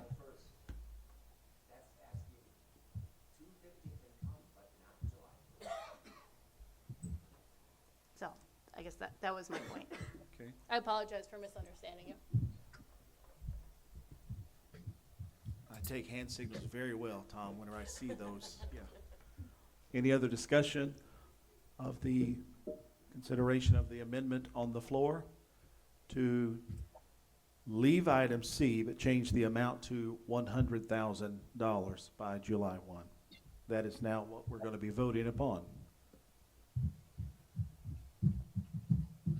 All right, so And to be clear, by July 1, but then if there are no further donations and Fund 80 hits 0, this voting to approve the revision of the second amendment would effectively close down the pool, because we would lose an additional 150,000 buffer, correct? correct. I have a Danny? question. So if we lose that money and the fund goes negative, but aren't we already negative? So I guess I just need clarification as to if we ended the year already negative, but we have money going into the positive going into the new year, if those funds dip below negative, aren't we just operating how we have been for the last however many years? Illegally. But we could meet with the foundation and they could bring more money forward, right? Like the pool wouldn't have to close, Correct. right? Okay. Correct. We would be effectively But- choosing to, their fiduciary duties would mean that we are effectively saying we would choose to illegally fund and operate the pool. Am I hearing that correctly? No, I'm not saying that.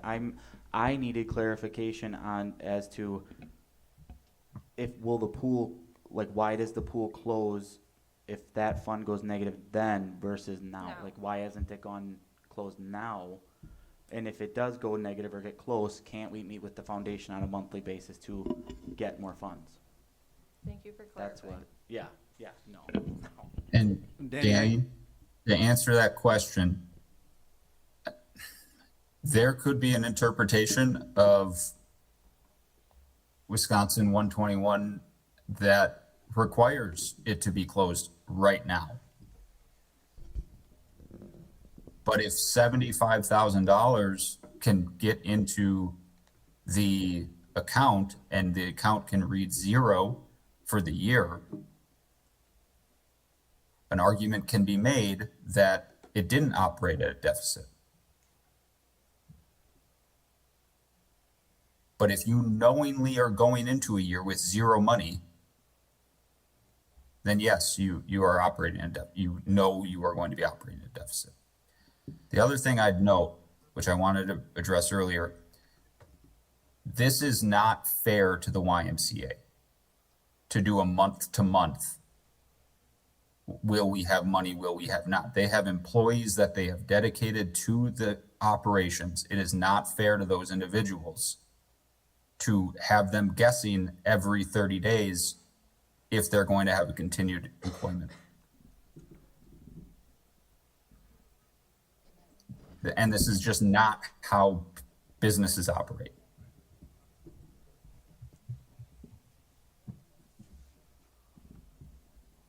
Okay, is there any other questions, Melissa? Yep, I have a clarifying question. So if we change this from 250 to 100,000, so then we're at 175,000 with the June and July money. Aren't we just, I mean, isn't it a way of looking at it, we're just giving the foundation more time to come up with it on the other $150,000? We're not saying we don't need it, but by lowering this amount, aren't we buying them some time so we can get more money in here? Without I them would having- answer that as yes. Okay, thank you. But keep in mind that 75,000 is actually covering the deficit. Yeah, right, and then the 100,000 is 100 will be for next is year. the lean on But until, we're still asking them to come up with $175,000 in a week, Yep. basically. So if we drop that to 175, I think that would buy them some more time to get that 150 is my thought. Angie? The 150 is gonna take us to October, correct? November? I don't know, because I'm not, Something like that? I don't know the day-to-day operation of what the cost is. Right. Yeah. So, We think, what, go ahead, David. think generally that the pool operates at we think the pool generally operates at about $750,000 of expenses. Right, Kelly? Am I accurate on that? Given our budget? And so, and then we estimate that you're running at basically a half deficit. So you're 370 in the red. So now, I mean, the 150,000, you're going to burn through that in a matter of 3 months. I'm sorry, 100,000. You're easily going to burn through that in 3 months.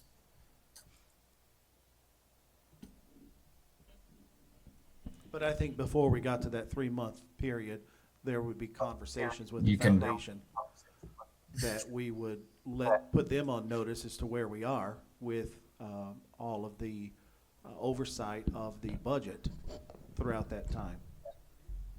You know, we would not wait until we're down to $500 in the account before we say, oh, Mr. Cost, by the way, you know, that would not be acting in good faith from us as a district or a board to the foundation. Does that make sense? Okay, any other Angie, you kind of have a questionable look. In regards to going back and doing your monthly budgeting and, you know, going back and forth with the foundation, it's my understanding, correct me if I'm wrong, it's my understanding that the school district is not to be doing that. That's why we needed the pool position. Fund 80 person. Fund 80 person, thank you, to be that liaison between the school district, because like, even the finance director's role should not be heavily involved in this. So to do that monthly is kind of not feasible right at this So point. Davis, I have a question.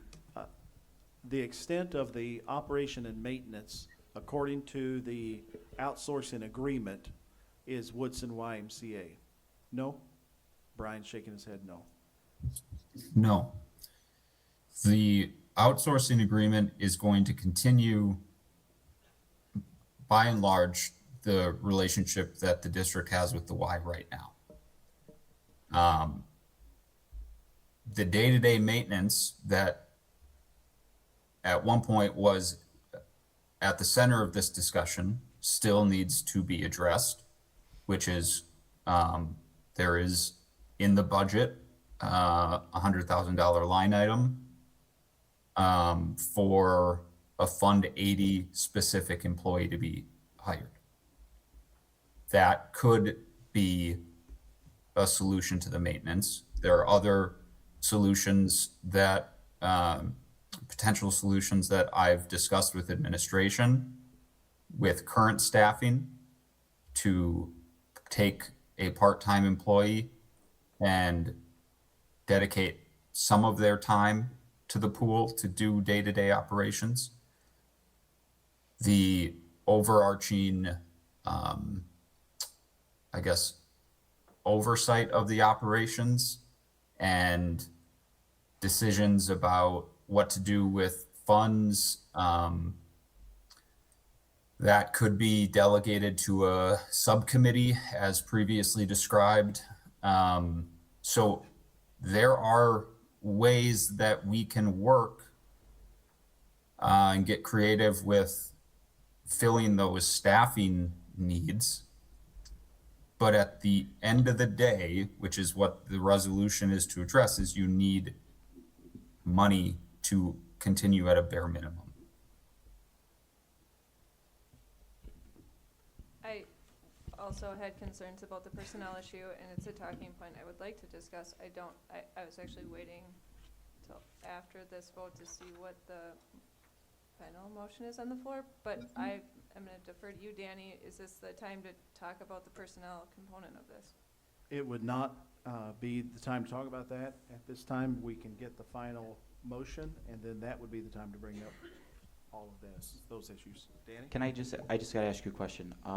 So when Davis was talking about the maintenance and stuff like that, so is there no way for us to break down how much of the maintenance is needed to keep that facility functioning in the interest of the educational sources, not the community side? So could we break down maintenance expense for wages and bill it from Fund 10 if the maintenance that's being used is in the interest of the educational side of that pool?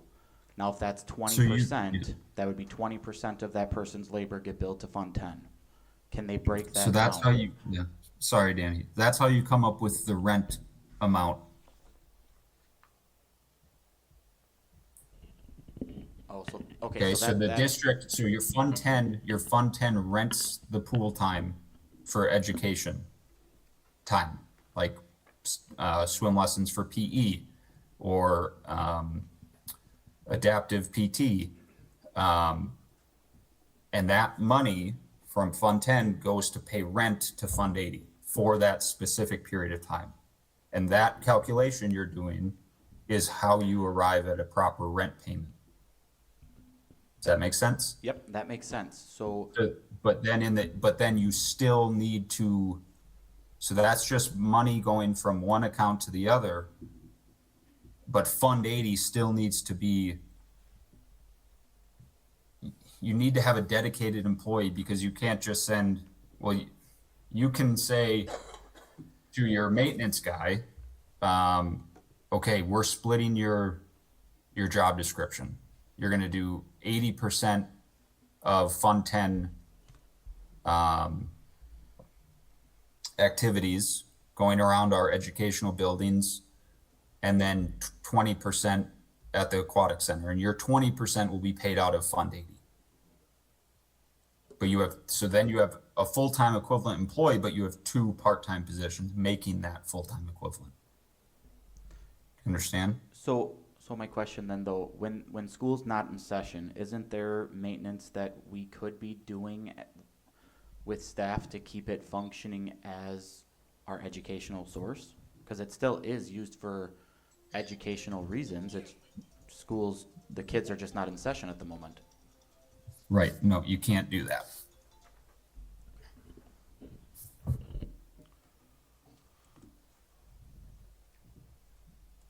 Okay, the amendment on the floor is to leave item C and change in the amount from $250,000 by July 1 to $100,000 by July 1. So a, if this passes and the funding does run out, I'm hoping it doesn't, I'm hoping that the foundation can come through. But but if the money does run out in 3 months, so in September, does that mean that we come back and we have this same discussion? Or do we just close it down?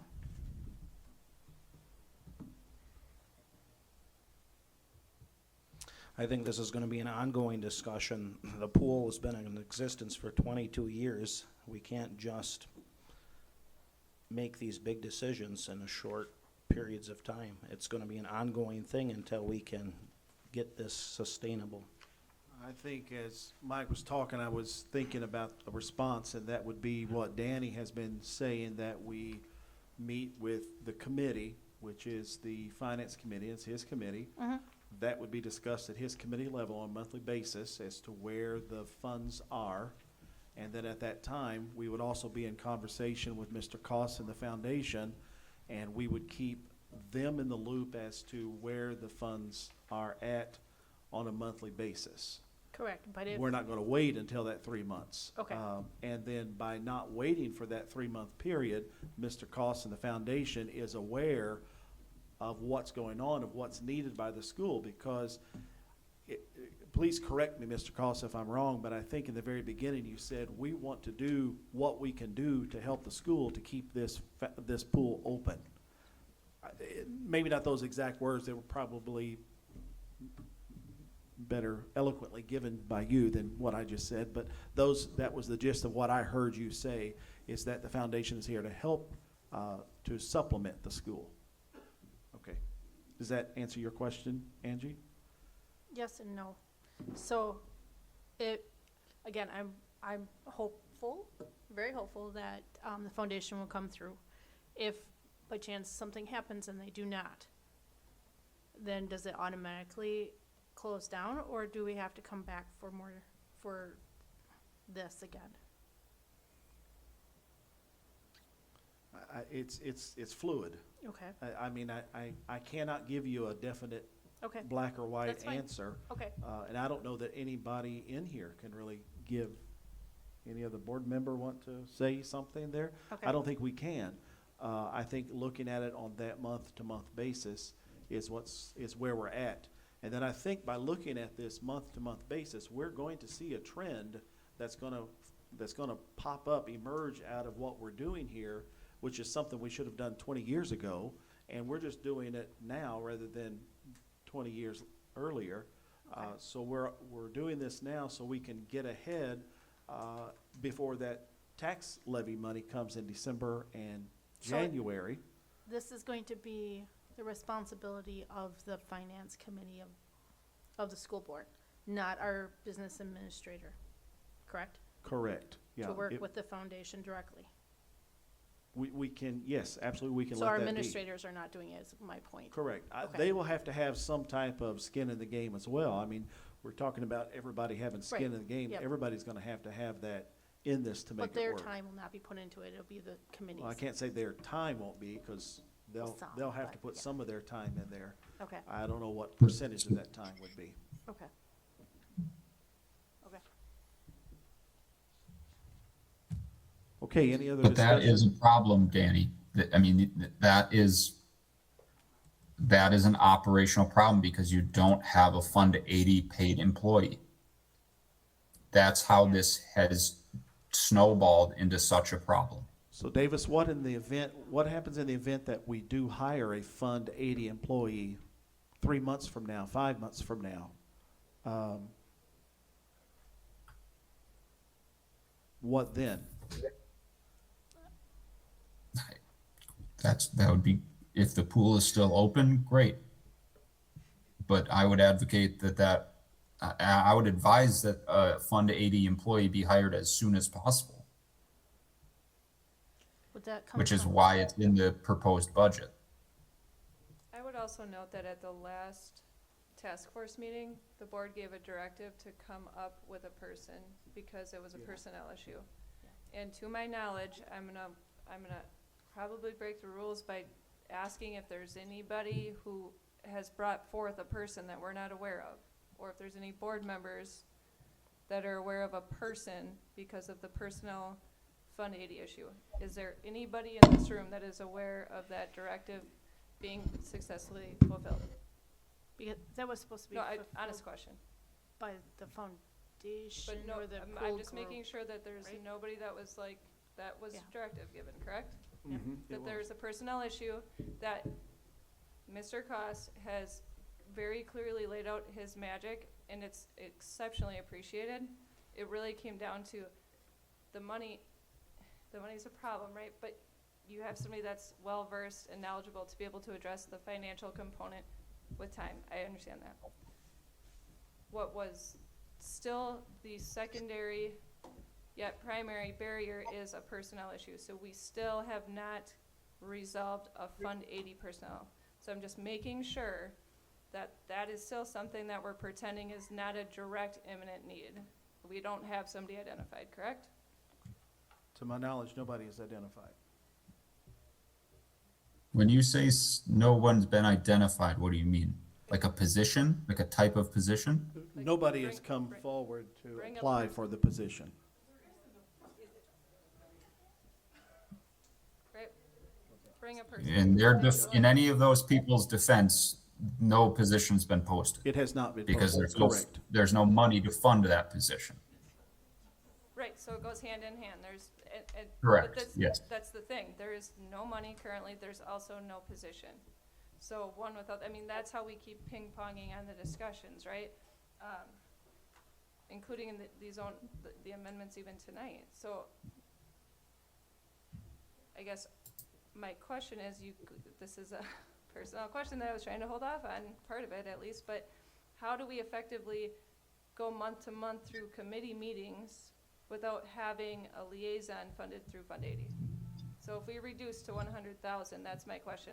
I very much agree and love the Band-Aid to go month to month by reducing to make it more feasible to acquire donations, yet at the end of the day, can we do that without having a Fund 80 liaison to help facilitate, communicate, pay bills, identify needs?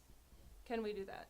And that's a question for the Finance Committee, for you, Danny, for Davis. Like, is this a feasible Band-Aid?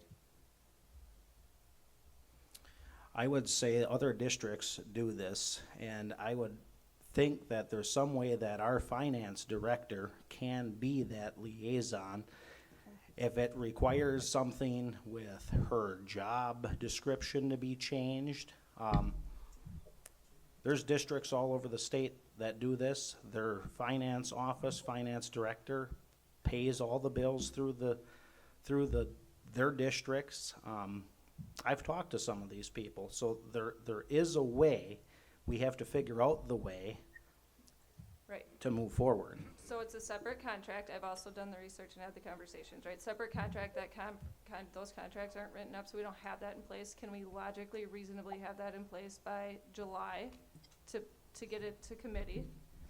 I've had the discussion and presented a solution to some members of the foundation and our district as well of that Fund 80 position tying to our strategic plan that should drive our decision-making for community engagement / aquatic center director, because it's been argued that that's not necessarily a full-time position for aquatics, but that bridges that gap. Going back to the city and the county, it would be wonderful if maybe that could be a split position between the city, county, or district, because again, it's a community gem that we're talking about. So looking at creative solutions and skin in the game, can Parks and Recs oversee that portion of it funded through Fund 80? I mean, there's endless creative solutions right now, though, that there's not a solution on the table that is addressing that. So can we, like, yes, we can get it, but now reasonably, not having contract language even drafted right now, to my knowledge, we're not gonna get that to committees by July. Now, that means we're gonna get it to committee in August. We reduce the amount from 250 to 100, like, I just don't like the cushion right now. It doesn't make me feel comfortable, because we still have too many moving parts that aren't being addressed yet. Davis, correct me if I'm wrong, the position and like the interviewing, the job description, all that is not supposed to come through the school district, because then that means that we're handling Fund 80 improperly. Is that correct? No, you No? can have, the district can put out a position and Okay. pay for that position, but they have to do it out of Fund 80. The payment has to come out of Right. Fund 80. Right, so our HR department can can spend the time on it, put together the Yeah, verbiage, and, okay, I mean, all right, yeah. okay, thank you. Davis, can that person be, as Jill was implying, a part-time Fund 80 and a part-time Fund 10, and be a PR person for the school district as well as the director for the aquatic center? I think Jill was implying that it would be all Fund 80, the PR person be paid out of Fund 80, not just. Correct. It would be funded out of Fund 80 if you do a split position. Again, going back to our strategic plan, that should drive decision makings because our community has criticized the decisions that we make. So tying it back to that strategic plan would do that. Right now, quite honestly, my solution that I would offer that is not, I don't even know if this fits in this discussion, is that we create a second contract for likely Kelly, Jake, and Glenda to be paid out of Fund 80 to remove that personnel issue. But that is not this current revised amendment, but ties to it because we have to be able to discuss it and do something with it. So, those employees you just mentioned have signed contracts for 26, 27. You would have to offer them new contracts, which they would have to accept. Can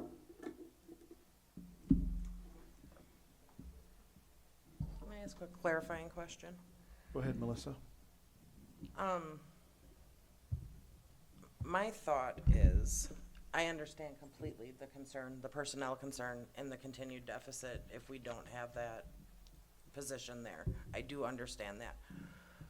But I think we're losing sight of the fact that, what was it, it's been effectively 3 months that the foundation came up with almost $2 million that they can help with if needed. I don't see why they would have put the energy into finding a person if they didn't know if the doors were gonna stay open.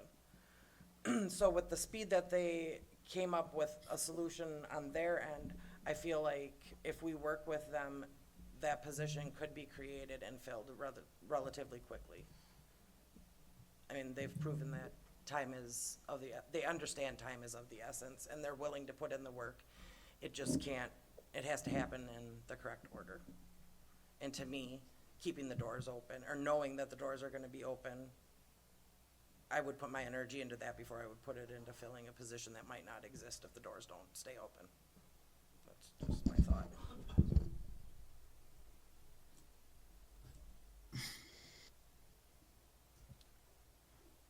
Danny, can you correct me if I'm wrong? Like, maybe I'm remembering this incorrectly. So at the last pool task force meeting that we had, I thought, as Jill brought up too, that group was going to find a person. Is it that group, or is it the school's responsibility? Just so we're clear, we make sure we know who's supposed to be doing what, so that the ball doesn't get dropped. I believe by it was a either. joint effort because they would be a district hire. Okay, So the school has to be involved with that, okay, if I'm understanding that correctly. okay, Yes. So it would be a joint effort. okay. But again, we have not posted for a position yet either. Okay. Okay. So let's bring us back to the amendment that's on the floor, and that is changing item C, the amount from $250,000 to $100,000 by July 1. We will have an opportunity after this vote, because this is an amendment, to discuss personnel matters even farther as we vote on the main resolution. I will vote against this revisions, not because I don't have faith in Mr. Koss and those involved in the foundation, but simply because I value the pool too much to worry about the barriers that we just identified coming to fruition and causing a deficit and forcing the pool to be closed. I feel very strongly that this revision to the amendment is likely to pass. So for safety, comfort, security of just having more of a buffer, I am opposed to it. And I just want to be very open and honest with my why in the vote. I think the reason I make this amendment, even though you think it's real easy to come up with a $250,000 in a week, I suspect it's not. Mr. Koss could be probably the one to answer that question, but I think this gives them a little more time to come up with the funds that we need. Any other discussion of the amendment on the floor? So to clarify what you're voting upon, a yes vote is to change the $250,000 to $100,000. A no vote is to leave it the way that it speaks. Is that clear for everybody? Okay, the voting device is now open.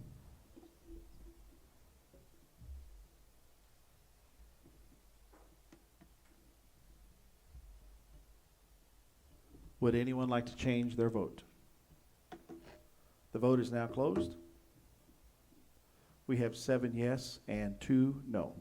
And the motion of the amendment carries. So now what is on the floor before you is the resolution. And the resolution will speak of the way that it's worded, with the exception of the $100,000 on line C, the second line. Okay?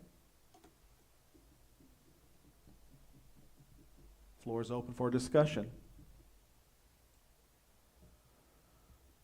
Jill? I think I think the goal of the task force was not to come up with a Band-Aid, but to come up with a solution. Obviously, we haven't quite gotten there yet. It's a working solution. My question is, what are the thoughts of the board of this going on the ballot or an advisory question? I think we're relying on 9 people to make a decision for the community. The city and county are not an active participant in this, so that's a barrier in my opinion. Nobody wants to close it, but funding and personnel issues are well identified. With this resolution, I'm just curious on discussion from the board of, let's truly get the community's feedback to say yes or no and give us that directive, because the aquatic center is not on our strategic plan, but it's considerable time, money, personnel. Are we open to exploring getting the community's feedback to give us that clear directive one way or another?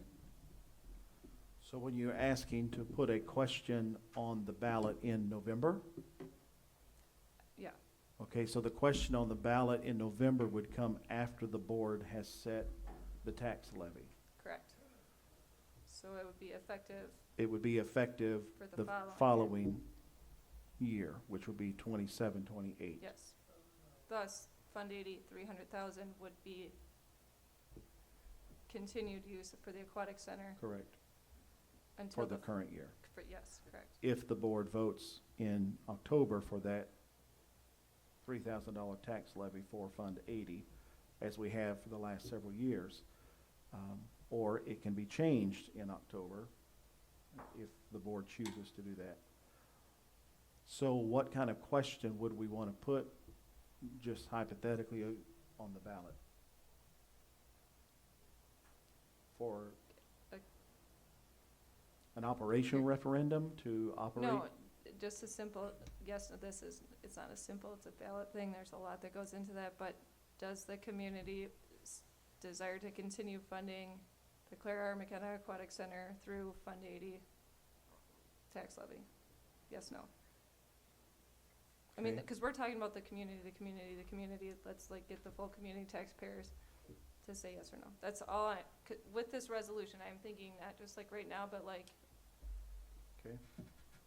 So as I've gone to the convention for the last several years, some of the questions come up is, when can a school district put items on the ballot? And the state legislators has restricted and narrowed that down as to how often and when we can put things on the ballot. So I'd have to ask Davis, is it legal even for us to put something on the ballot in November?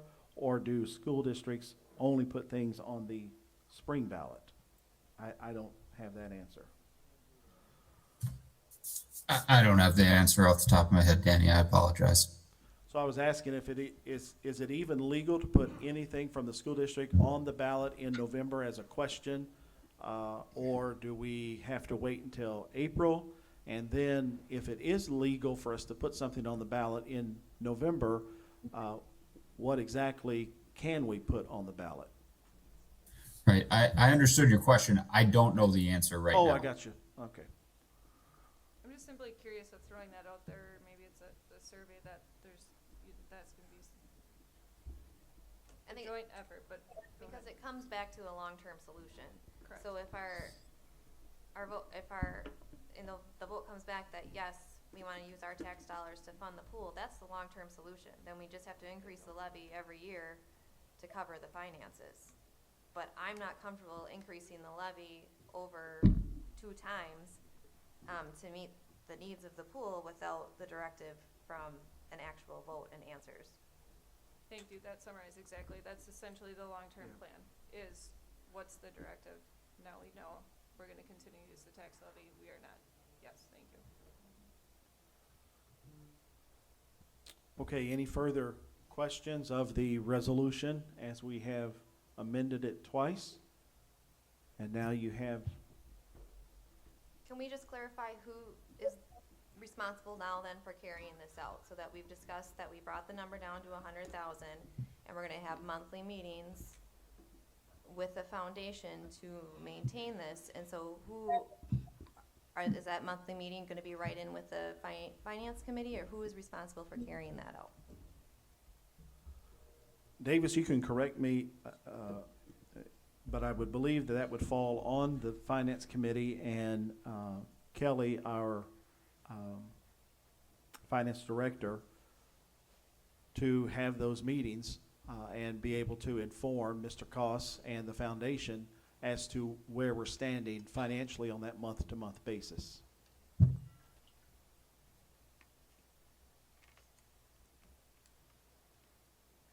So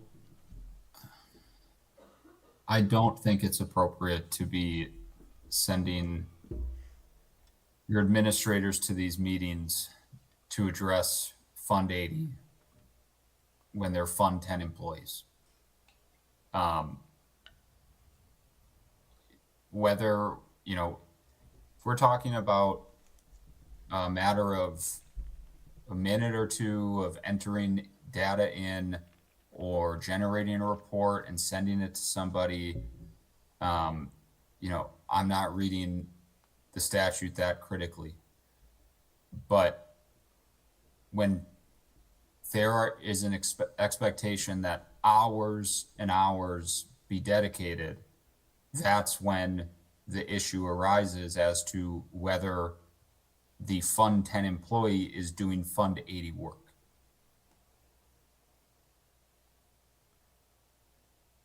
So can these meetings be taking place at the same time in conjunction with our monthly committee meeting, where Mr. Koss can listen to where the finances are on the monthly basis?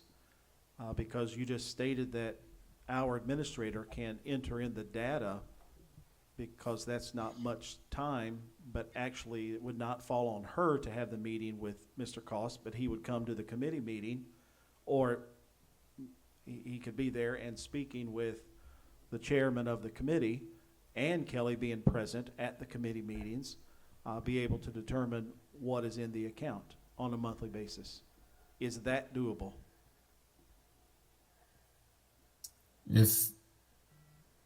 If we're talking about the reading of a report, I think yes. And That's what it would be, I would think. if it's asking your business director to generate a report, send it to someone, and then people go have a discussion about it, I'm comfortable with that.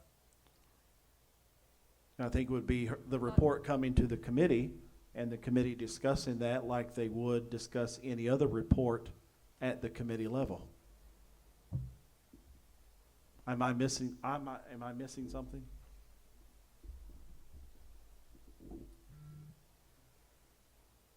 No, Okay, but I don't think it'd be appropriate to send your administrators to those committee meetings specifically dedicated to Fund 80. But they come to the if they committee come to the. meetings already. Sorry. that's what Yeah, I was gonna they're say. they're required to be at all the committee meetings, the administrators are. That's like going to your doctor's appointment and then saying, I'm scheduled for my yearly wellness exam, but I also have this secondary or separate concern, and saying, can you just bill it, code it as a wellness exam, but kind of hide Yeah. the Right. coding for the secondary thing that I'm asking you to medically review as my doctor. Like, that's kind of what we're saying right now is, can we just kind of code it differently? Right, which is why you've ended up in this problem. Correct, yes. But it's okay for her to send the report to the committee head. Yes. So then if they want to have that meeting with the foundation, at that meeting, does she have to leave the room? It comes back to needing a person. I mean, a Fund 80 are you person. saying you want a separate meeting that they can't come to the finance meeting? Well- You have to do it separately, or, I mean, I'm not looking to be shady at all, but I am looking at the best use of people's time. I understand she's the one that's paid at the table, but if she's not doing much more than generating the report and then going to a meeting that she's already going to, we've just said those two things are okay. I just think she can't be part of the conversation. That's, I mean, That's so, my understanding. yeah, that's what, I mean, that's, I know I said it kind of sarcastically, and I'm sorry. And but- you, yeah. What I don't like is it is what Jill kind of explained. This is an attempt to be cute.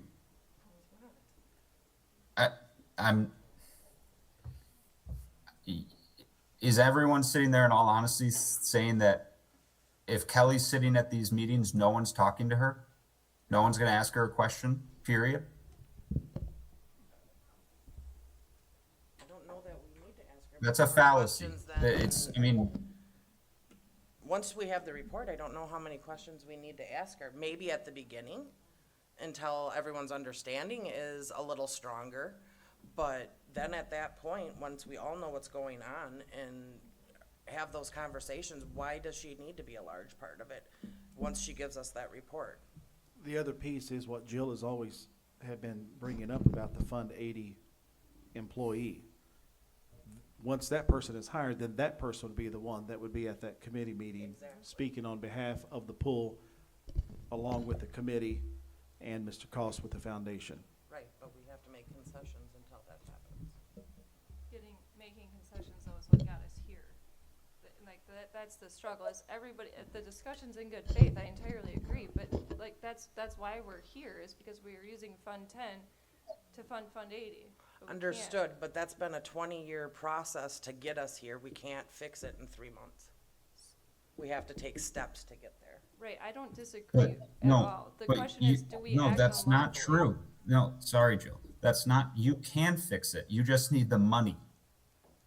That's the difficult part here, that these things can be solved with money. These other districts who are doing this and are successfully running these operations have money.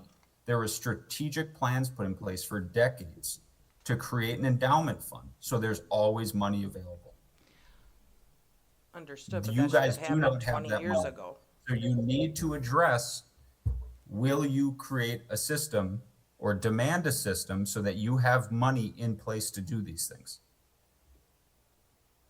I think that's everyone's And, goal. and it's not fair, to, I'm gonna go back to it, it's not fair to the Y to operate on a month-to-month, and it's also not fair to the students of your district to have speaking from experience of working with your administrators every day, they do not have time in their day-to-day to dedicate to the pool and take away from their dedication to the students. That is why this employee position is so vitally important. Because it's going to provide a person to create the link that is necessary to have pool operational, to have information flowing from the pool to committees, to people who are making decisions like the board. But this expectation that the administration can keep operating the way it has been and also be addressing the myriad of issues that is frankly, when you boil it down, it's an easy issue. Do you have money or not? And you don't have money. And now we're trying to figure out ways to keep the pool operating without the proper money. Like, that's what this conversation is boiling down to. And I cannot advise you to keep doing this. But the money is there. Where? We need time to It's get. not. Yes, it is. Yeah. It's not there. Okay, it's not in my You hand, but don't it's have money in prepared your to be account. in our accounts. We just need to have the things set in place where they know they're not throwing their money at nothing because we're gonna close the doors regardless. There are people in our community ready and willing to offer the money that we need to keep the doors open. And then yes, it's on us to fill that Fund 80 position. I understand that completely.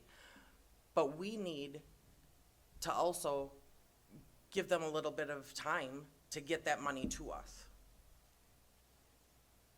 They can't just write a check and set it on the table right now. But it's there, they've committed to it, and we have not seen any reason to distrust their word. A concern I have is Covenant Credit Union committed $1 million to their Gridiron program, and then rescinded that. So that was in 2026. So there can be chatter, but it goes to what Davis is saying, and it's not here currently. So yes, again, I don't think anybody disagrees or doesn't have faith in Mr. Koss and his ability. But right now speaking, we still currently do not have the money. Right. And we could have verbal commitments and those fall through. I guess my question, honestly, is if we give them the time with, we've made these amendments, if we vote this in, we give them time to get this money to a fund that is set for the pool. What is the worst case scenario? If they back out, then we close the doors at that point, correct? So we're not any better or worse off than we are right this minute. It's just giving our community time to get their things in place so we can make this happen, is my thought. And that's the same conversation we've been having since March. We're giving them time to get the money. We're giving them time to get the money. None of us had ever said we wanted to close the doors. Yeah, I went through all of the So, meetings. No, I here we are. completely understand that part too. But we've never told them if we have it's my understanding, it's never been said, we need X amount of dollars. And we need That's- it now, or it's done. And I think that's So, where we Jeff- need to be right now. Just to be clear, in April, the budget that's in front of the board tonight was presented to the foundation. It was then responded to by saying, no, you don't need that money. You only need approximately $10,000. Okay. And so So since April, the foundation has known what the general ask is. So there has been time for the foundation and the community and anybody else who wants to assist the district financially to keep this thing running. This is not a surprise to anybody. So do I wish it was June 22nd and this is up for a vote? Absolutely not. But that is where we are.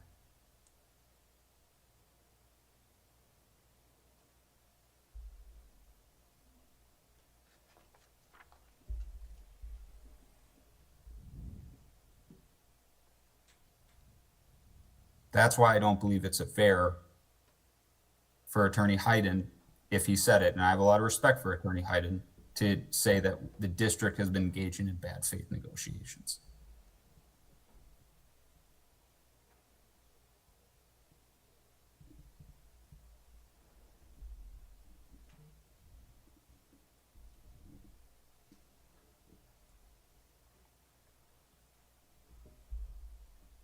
Okay, is there any other questions or discussion of the motion on the floor? The motion's the resolution in front of us. The resolution, yes, 250 reduced to 100. yes. And the elimination of number 3. That failed. The elimination of number 3 failed. Correctly. No, it passed, I'm Passed. sorry, thank you. I'm trying to keep all the amendments in my mind, so forgive me for misspeaking. So the resolution before you, the only change, the 2 changes, is letter C. It is now $100,000 and number 3 is stricken. That is the resolution before you. Deanna, do you have those in the minutes? It is the amendment is to change the 250,000 to the 100,000 and to remove the strike. No, those 2 have already passed. That's passed. That's So passed. now We are we're at the going to main the main resolution. motion. Yep, we're at the main resolution where letter C is changed to 100,000 Correct. and number 3 is stricken. Now Correct. that is the main motion. This will be the final vote before the board on this issue Thank you. for tonight. There can't be an additional motion for the same topic? You can offer a substitutionary motion. No, I don't want to do that. I'm just going to add another motion. Any other questions regarding the resolution that is before you tonight?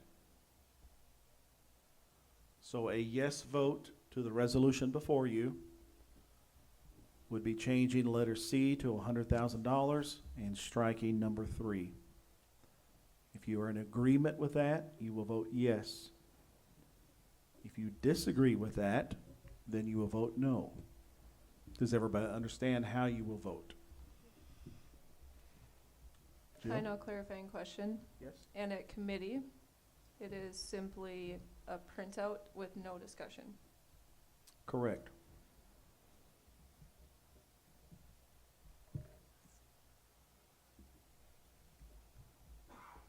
Any other questions?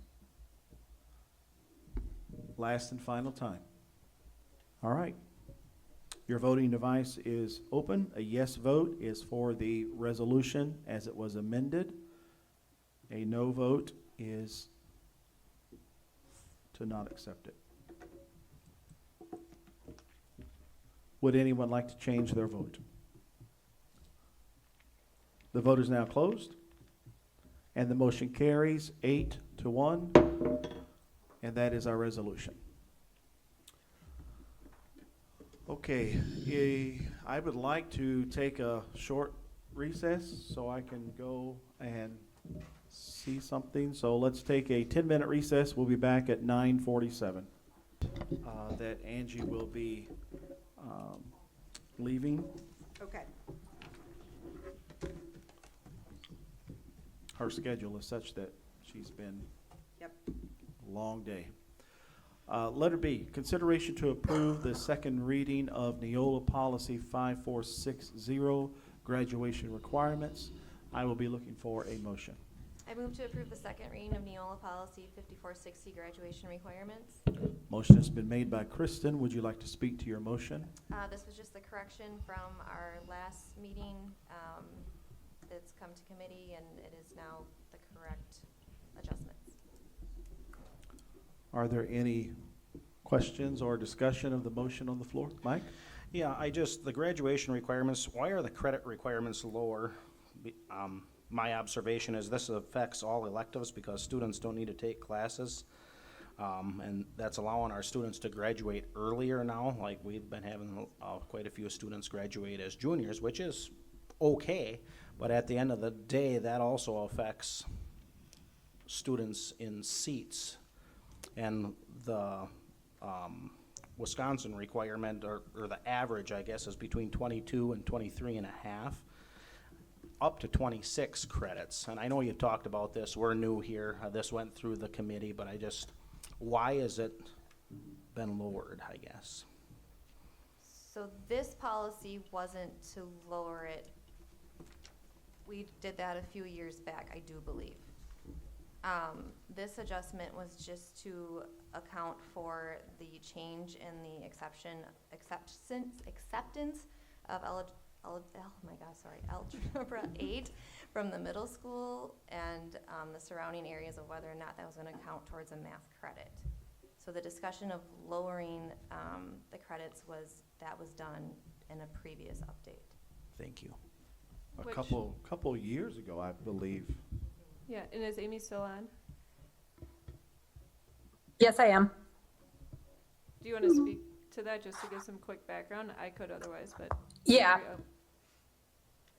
You can join in too, because this was a few years ago. So 22 is the standard. We looked at our school districts around us. Ours was really high, the credit necessary around electives. There's a statute based in DPI. Obviously, it's 4 credits for ELA, 3 credits for math. So there's some regulations around that. But we had an extensive number of electives necessary to graduate, which was causing a lot of students to not graduate.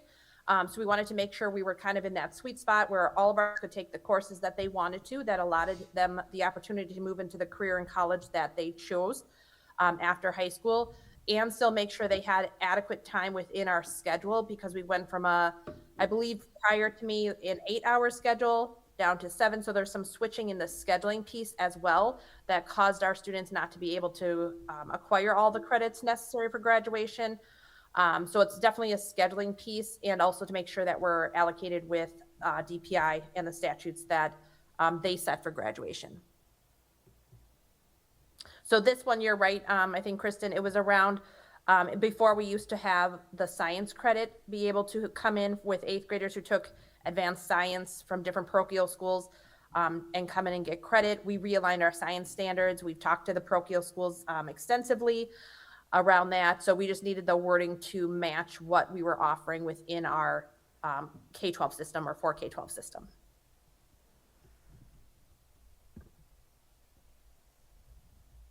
Thank you, Amy. Any other questions or discussion of the motion on the floor to approve the second reading of this policy 5460? Hearing no questions or discussion, your voting device is now open. And for our new board members, second reading means this becomes policy. Policies always go through 2 readings before they become policy. Okay, would anyone like to change their vote? The vote is now closed, and this motion carries. Letter C, consideration to approve the AGR Achievement Gap Reduction 2026 Spring Data. I would be looking for a motion, please. I move to approve the AGR data, 2026 spring data as presented. Motion has been made by Mike. Would you like to speak to your motion? I know that this was presented in committee and it was thoroughly talked through, so. Any questions or discussion of the motion on the floor?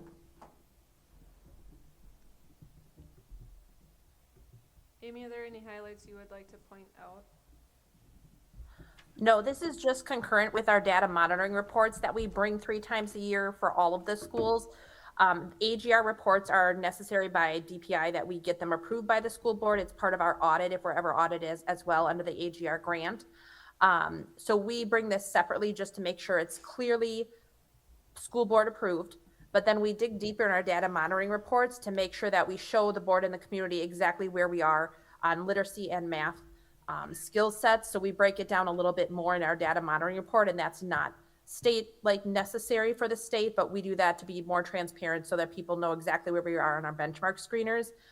We use Ames Web now, so if you look in the past on some of the AGR reports, you'll see FastBridge. That was our benchmark screener. We're currently using Ames Web.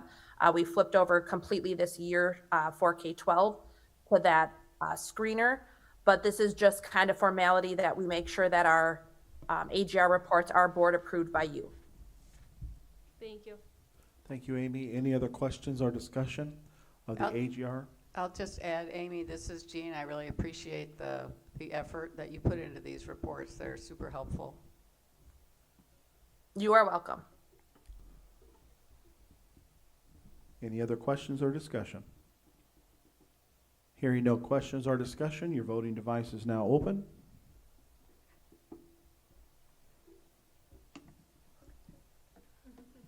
Would anyone like to change their vote?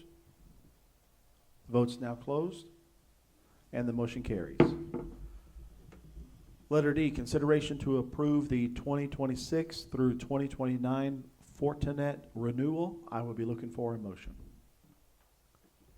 I move to approve the bid from Camera Corner in the amount of $65,990 for the 2026 to 2029 Fortinet renewal.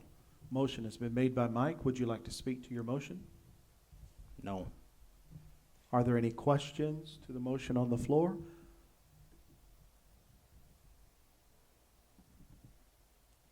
Hearing no questions or discussion of the motion on the floor, your voting device is now open.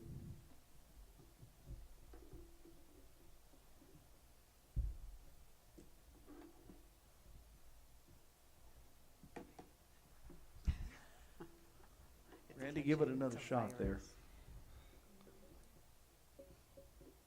Okay, would anyone like to change their vote?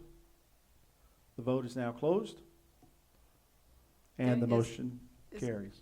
Is Kesha on the call? Is she here? I am. Yeah, I wanted to say, this is Jean again. Thank you, Kesha, for the work you put into your reports. Also really, really helpful and easy to follow.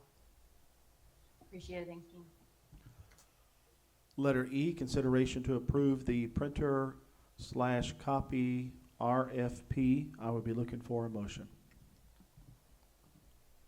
I move to approve the printer copier proposal from E.O. Johnson for a 5-year term. Motion has been made by Jean. Would you like to speak to your motion? No.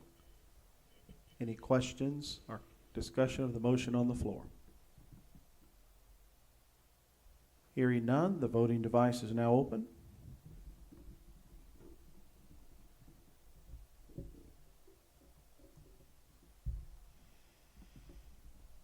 Would anyone like to change their vote? The vote is now closed, and the motion carries. Letter F, consideration to approve the annual HRA contributions. I will be looking for a motion. I move to approve the 2026-27 preliminary budget as presented. We are on letter F.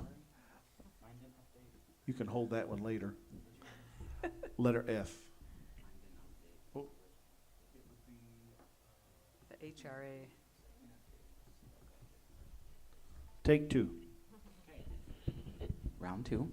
I move to approve the annual contributions to the district's HRA plan for eligible staff in an amount not to exceed $68,475. Motion has been made by Danny. Would you like to speak to your motion? I think that that is a great asset to our staff, and I'm happy to see that we are continuing that. Is there any questions or discussion of the motion on the floor? Yes, I have a question. As a new board member, I don't have context from the past. I'm just curious how this compares to previous years. As far as the amount that we are Right. allotting, Yeah, I'd have to defer that to Kelly. Yep, so last year there was an amount of 158,000. That includes the $1,000 contribution for teachers, the impact of sick leave buyout, and then the impact of the retirement incentive contribution. And as far as detailed and historic numbers beyond that, those all should be in board docs as well. oh, so if I look at past, what month are we, June? If I look at past June, is this always come up in June? I find it hard to find things in board docs. Yeah, I'm not sure when the past administration has brought these forward, Yeah, or if they have topic summary sheets like we do. We have detailed topic summary sheets that Mrs. Oginski has put into place since she's been here. So I am not exactly sure what they've done in the past as to which month. I would Okay. imagine it would be around March, April, May, or June. It has to be done before June 30th. okay, thank you. Deanna, would you please let the record reflect that I'll recuse myself from the discussion and the vote of this item? Is there any other discussion or question of the motion on the floor? Hearing none, your voting device is now open.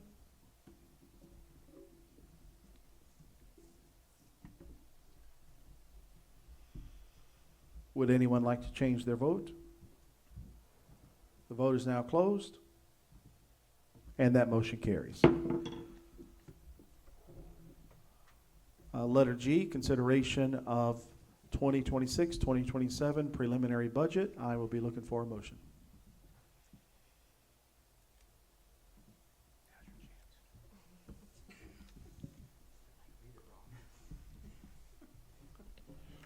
I move to approve the 2026-27 preliminary budget as presented. Motion made by Danny. Would you like to speak to your motion? I will speak to this very briefly, as been on the board for quite some time.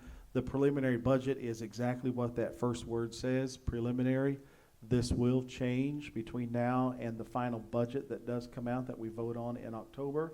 This just gives us an idea of where we are, because there are factors and variables that will cause this to change. Kelly can opine on this if she would like to say some of those factors that could possibly change the budget. So this is a 30,000-foot view of what a budget might look like for next year. Did I explain that okay, Kelly? Definitely, yes.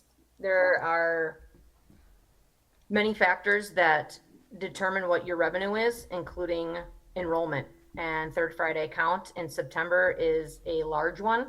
And obviously, we don't know what our revenue is until the fiscal year has already started. So that's one of the complexities of school finance. Much like you're seeing with the pool, taxes fund your budget. And when those numbers don't come out until after you're already operating, that makes things difficult. So yes, it's a preliminary budget that is our best projection with all the facts that we have at this time. Thank you, Kelly. Can I ask a question about page 5 and Fund 80? Which one are you looking at? The June? Never mind. I know where you are. Thank you. Okay, yeah, I think it's June 20 preliminary budget. It says Community Service Fund, Fund 80, and Kelly, are you there where he's asking? Yes, I was just waiting for his question. Thank you. okay. The question is, they're proposing that we're gonna end up with a negative $869,000 in Fund 80. Is that presuming we're not going to get pass the bill for the 300? I mean, that's a mighty big jump up. You know, that's a $700,000 jump up in the deficit of Fund 80. Would, to me, imply they're gonna take in absolutely zero funds from the pool this year. So that's an excellent question. And no, I did not assume that this school board was going to levy Fund 80 funds.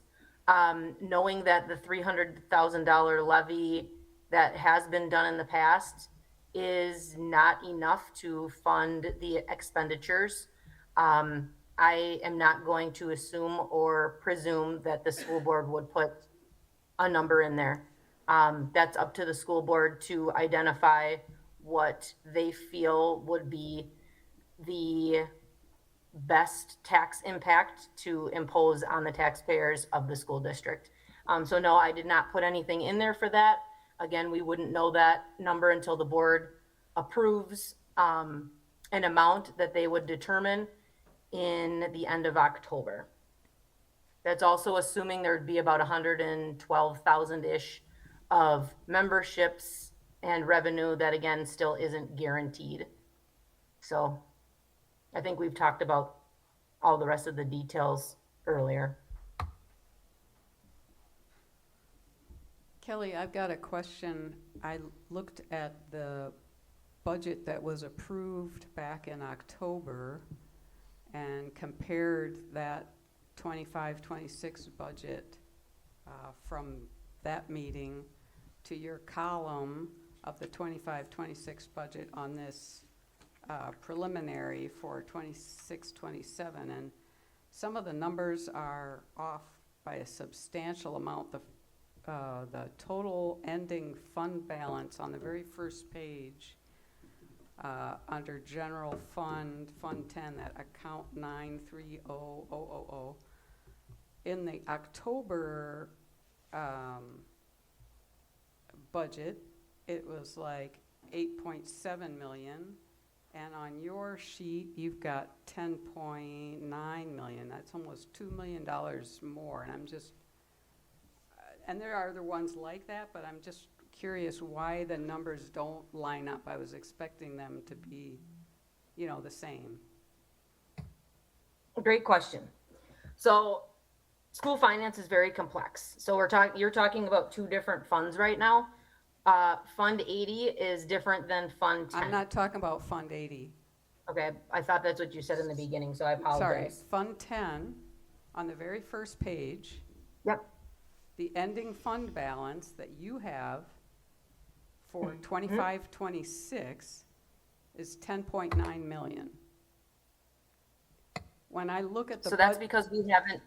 When I look at the budget that was approved by the board in October, it's 8.7 million. That's over $2 million difference. Why are your budget 25-26 numbers different than the approved budget in October? So right now, we have not done our Fund 46 transfer yet. And the budget is not, our fiscal year to date is not over. So that's exactly what Mr. Pyatt had stated, that this is preliminary. The ending of 25-26 is not going to be finalized until the audit is over. Your Fund 46 transfer doesn't happen until the end of July. So when you have funds that have not been expended, you have two choices. One of them is to keep them in Fund 10, which increases your taxes to your local taxpayers and decreases your aid. And that's why we choose to fund Fund 46. So that might be what you're seeing there. So what you're calling budget 25-26 is actually expenditures or actuals or something like that, or predicted.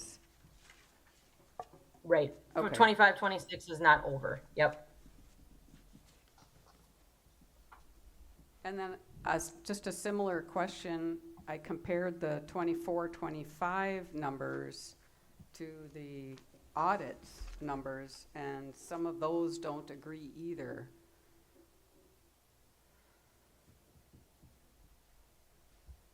I guess I'm not sure what you're looking at right now. Neither am I, to be honest. I'm getting a little Okay. confused. Yeah, it is very confusing, so I totally understand that. I'll ask Um, it the next but time in when Oc- we look at the preliminary Yeah. budget. Yeah, in October, your audit isn't completely finished and closed out, and that's why, Oh, for Um, 24, 25? correct. Yep, so when you're looking at your budget meeting in October, you don't have finalized numbers and audited numbers necessarily in October. And I know that seems confusing, but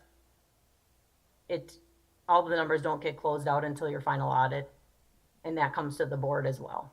And when is the final audit, usually? It's closed out and reported to the board in winter. And when I say winter, it's because it's not an exact month. So Yeah. every year, you would be able to see that on when those things have gone to the board in the past. Okay, thank you. Gene, I know the questions that you've been having about finances are some of the similar questions that I had back in 2017 when I came on the board. And I went to the business director, and he really helped me understand a lot of those. And I know other board members have done the same. So if you could, I would set an appointment with Kelly and go and spend some time with her, and she'll really do a dive with you in school Could we finance. just do a Vulcan mind meld?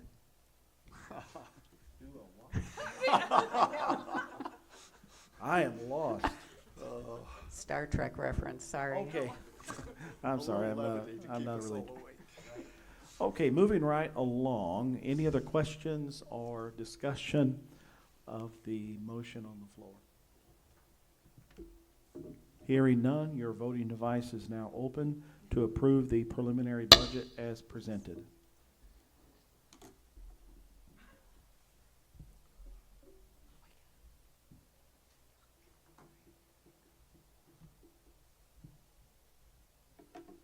Would anyone like to change their vote?